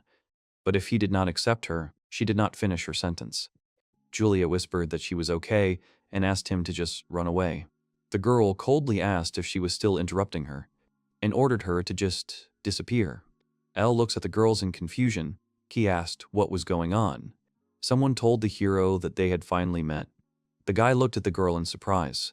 The woman introduced herself as Spunta, Manhu, which surprised him. She added that he could call her good god. When he asked her who she was, she replied that they had already met in a dream. The woman explained that his sister had suffered from the evil god, and she had turned the pendant into a catalyst that connected space and time. Spontamanyu said that she would use the power to stop time, but it wouldn't last long. And she offered him to give up the power of the evil god, and in exchange, she would give him her own. The woman says it's a bit cruel, but asks him to give up the evil god's power. In exchange, she will give him hers. The young man, shocked, asks what she means. She explains that the evil god has noticed him, and she says that before he gets in his way, she will give him something, and she stretches out her hands to him. Spontamenu explains that although the power is not great, it will allow him to block the enemy's movements. The woman says that now he can rewind time and save the girl with this power. He replies that he understands everything. The good god thanks the protagonist and asks him to defeat the evil god. L sees girls, one of them asks the other to disappear. The young man shouts that he will not allow this. The sister asks in surprise what kind of power this is. She asks if this is the power of the good god. Yabukarashi leaves, appeared in front of him. He cried out in despair, asking if they were joking and what he should do with these weeds. The girl asked if he used the power of the good god and said that it was a pretty lousy skill. Elvia asked in confusion what was going on. The boy realized that his power was working. Someone shouted at him not to relax. They shouted at him to hold her tighter. The weeds entangled the girl. Aped stated that he would not allow harm to come to Miss Julia. The guy was surprised where the attack had disappeared to. The demon asked the girl if she was okay. She replied that she was fine. She asked Aped how he was, and if he was in his right mind. His sister asked him if he was giving up, and she said with regret that she liked this dress.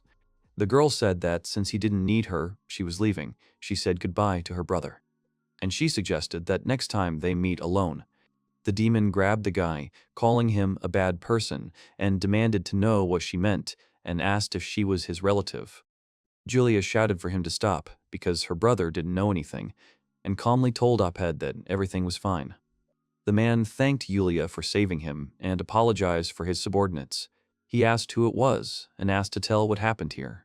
The protagonist asked if they knew anything about him. They answered with regret that they did not, only that he was connected to their ancestors, and the man added that all the books related to this had been destroyed. He said thoughtfully that he understood everything. They promised to contact him if they found out anything. Al thanked them. Julia asked if he was leaving. The guy said yes, he had to find her. She asked hopefully if they would see each other again. The young man assured her that, of course, he would come back, after which the girl suddenly hugged him. Suddenly, another man shouted in rage, asking what he was doing.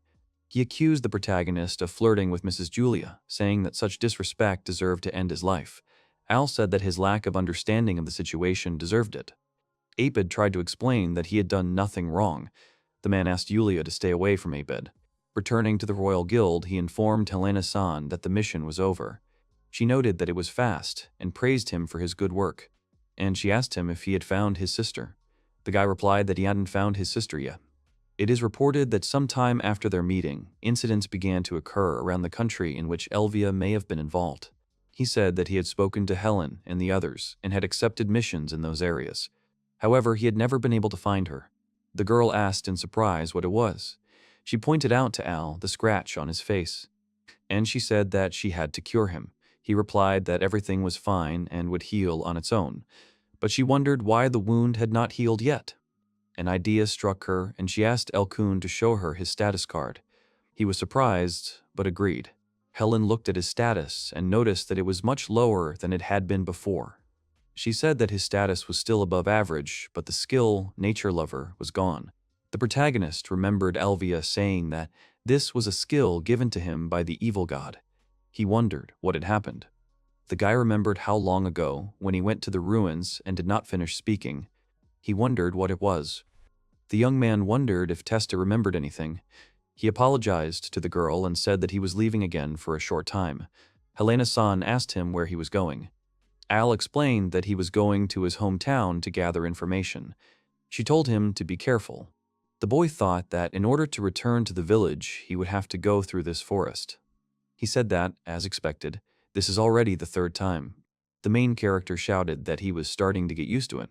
At first he thought he didn't want to deal with them, but then he shouted that he would deal with them. Al shouted at them to call anyone they wanted. He was in shock and did not understand who it was, and panicked, not knowing what to do.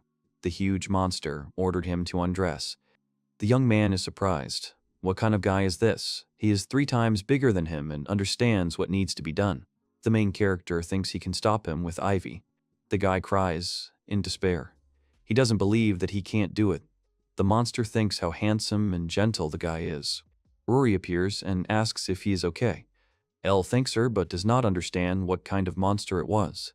She explains that this is a powerful monster called Momogaros, and this one seems to be a subspecies. The hero asks if she has ever seen such a monster. The girl says no. She came to this forest to subdue it and conduct an investigation. Rory wonders why he is here, since the forest is a high alert zone, so the gate soldiers should have been standing at the entrance to the forest. The guy is surprised and assumes that in his haste he did not notice the soldiers. The girl says that it is dangerous here now, so he needs to return to the royal capital. He says that he will help her defeat the Momogaros then. He needs to hurry and there is no time to detour, and he needs to get out of the forest as soon as possible. Al said he was alone that time and suggested that maybe that was what attracted them. She asked if he was okay because his legs were shaking. The guy said he was strong. The hero cheerfully declared that although everything had been unexpected that time, he would be ready now. The monster ordered him to undress. Rory said that they actually come because he is here. He asked in surprise if she had defeated them all. She asked him to take a look, noting that the direction of the monster's attack was strange. And I thought that it was as if they were being directed. Someone said, as expected, and didn't finish. The girl with dark hair added that it was from Mrs. Koshi. She thought that everything was as she expected. Her son turned out to be stronger. The woman asked why he was chosen. After all, he had neither the strength nor the physique nor anything that a hero requires. And she declared that only her sons were worthy of the hero's power. She asked Rory if she agreed. The girl asked if she really didn't want a quick end to her life, and added that she who was born in a weak female body was not telling the whole story. She declared that for a sinful person like her, who had received the blessing of the god of virtue, life had no value. The woman thought that everything was going as expected. Rory told Elle to be ready. The girl asked what she wanted. She replied that it was not appropriate to speak to a client in such a tone. She asked again about the client in surprise. The man says that it was she who sent her on this order, and added that she did it to make her come here. Elle, surprised, asks who all these people are. The woman says that since she wasn't going to tell, she will. They, like Rory, are followers of the hero. The girl replies that they have their own business with this sinner. The guy asks again about the sinner in surprise. She explains that the heir to the title of hero is chosen by the strength of body and spirit. Therefore, at birth, the boy receives the blessing of the god of virtue and does not finish the story. And he adds that this time, one was brave enough to be born a girl. Rory objects, saying that it is not only a boy who can be strong. The woman says that he is wrong. She says that this child is absolutely weak. The guy is indignant, how dare she, but the girl stops him, saying that it is useless. They tell her that she doesn't care about his words. The woman asks him not to look at her like that, she just wants to talk. And she added that she would give them the remains of the hero. Rory said that this was not a request, but an order. The man asked why she was leading the monsters. The woman replied that she had figured it out after all. She praised her, saying that she had good instincts. The woman explained that she received the monster control stone from one person, and that is why Momogorosu now obeys her. And she said that it would happen again. Asking to give them the remains of the hero, Rory refuses. The man resigned himself, and she added that she would have to deal with her now. The girl apologized, saying that she should restrain herself and not finish what she said. The woman exclaims in shock how this is possible. Someone asks if this is unexpected. Al asks what is going on with this and doesn't finish the story. The man says he heard that they want to defeat the hero.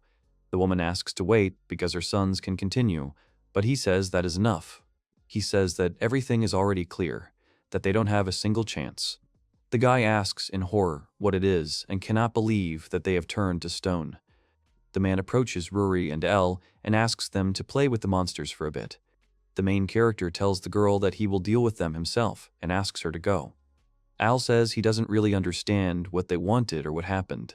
He reminds them that Ruri promised to protect him no matter what. She thanks him, and he shouted to Ilu to take care of himself, to which he responded in kind. He gave the order to the monsters to attack him. The man said he wanted to subdue those people and sacrifice them for Al Wayne, and he added that it seemed he had underestimated her strength. The man in the hat suggested that they might still be useful. He grinned in his hat and noted that she was fast. Rory demanded that he let these people go. The man in the hat asked why she was asking for mercy for those who tried to harm her. He called her act noble with a grin and didn't finish. The monster said he would deal with her.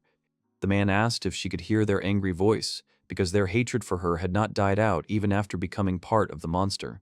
He added that they were about to completely merge and become one with the monster. He advised them to deal with them before that happened, thus easing their situation. The man asked if that would not be a real mercy, and laughed sinisterly.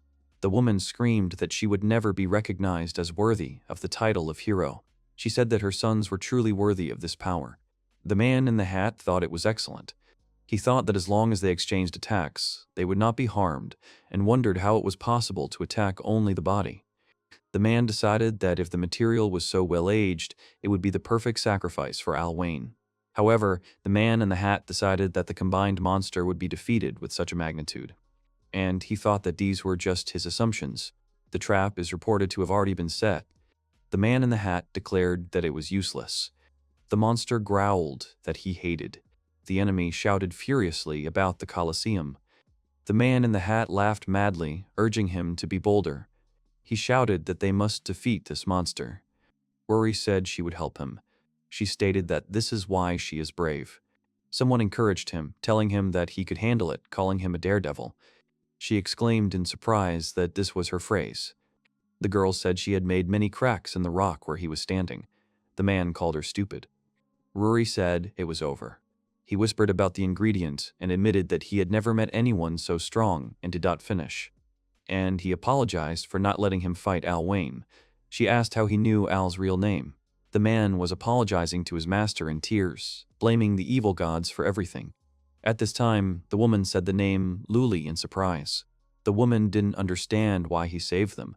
The girl said that he would become a real hero.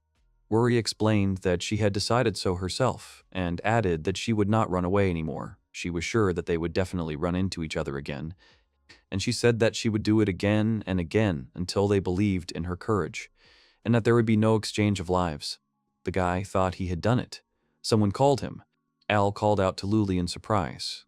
They asked how everything went. The girl said it was a good job. The guy said they achieved what they set out to do. He said her eyes cleared a little and asked if something was wrong. She said with a smile that everything was settled. Al said he understood and that it was great, and added that he would return to the village. The girl asked to wait. Luli told him to be careful. She mentioned that strange gentleman, said he wanted Elle to fight someone stronger. The girl said that she once met a guy named Loki. He was interested in him, and asked to be careful on the way to the village. Elle said he would go. She said goodbye quietly, calling him by name. It is reported that this is the village of Shirusu.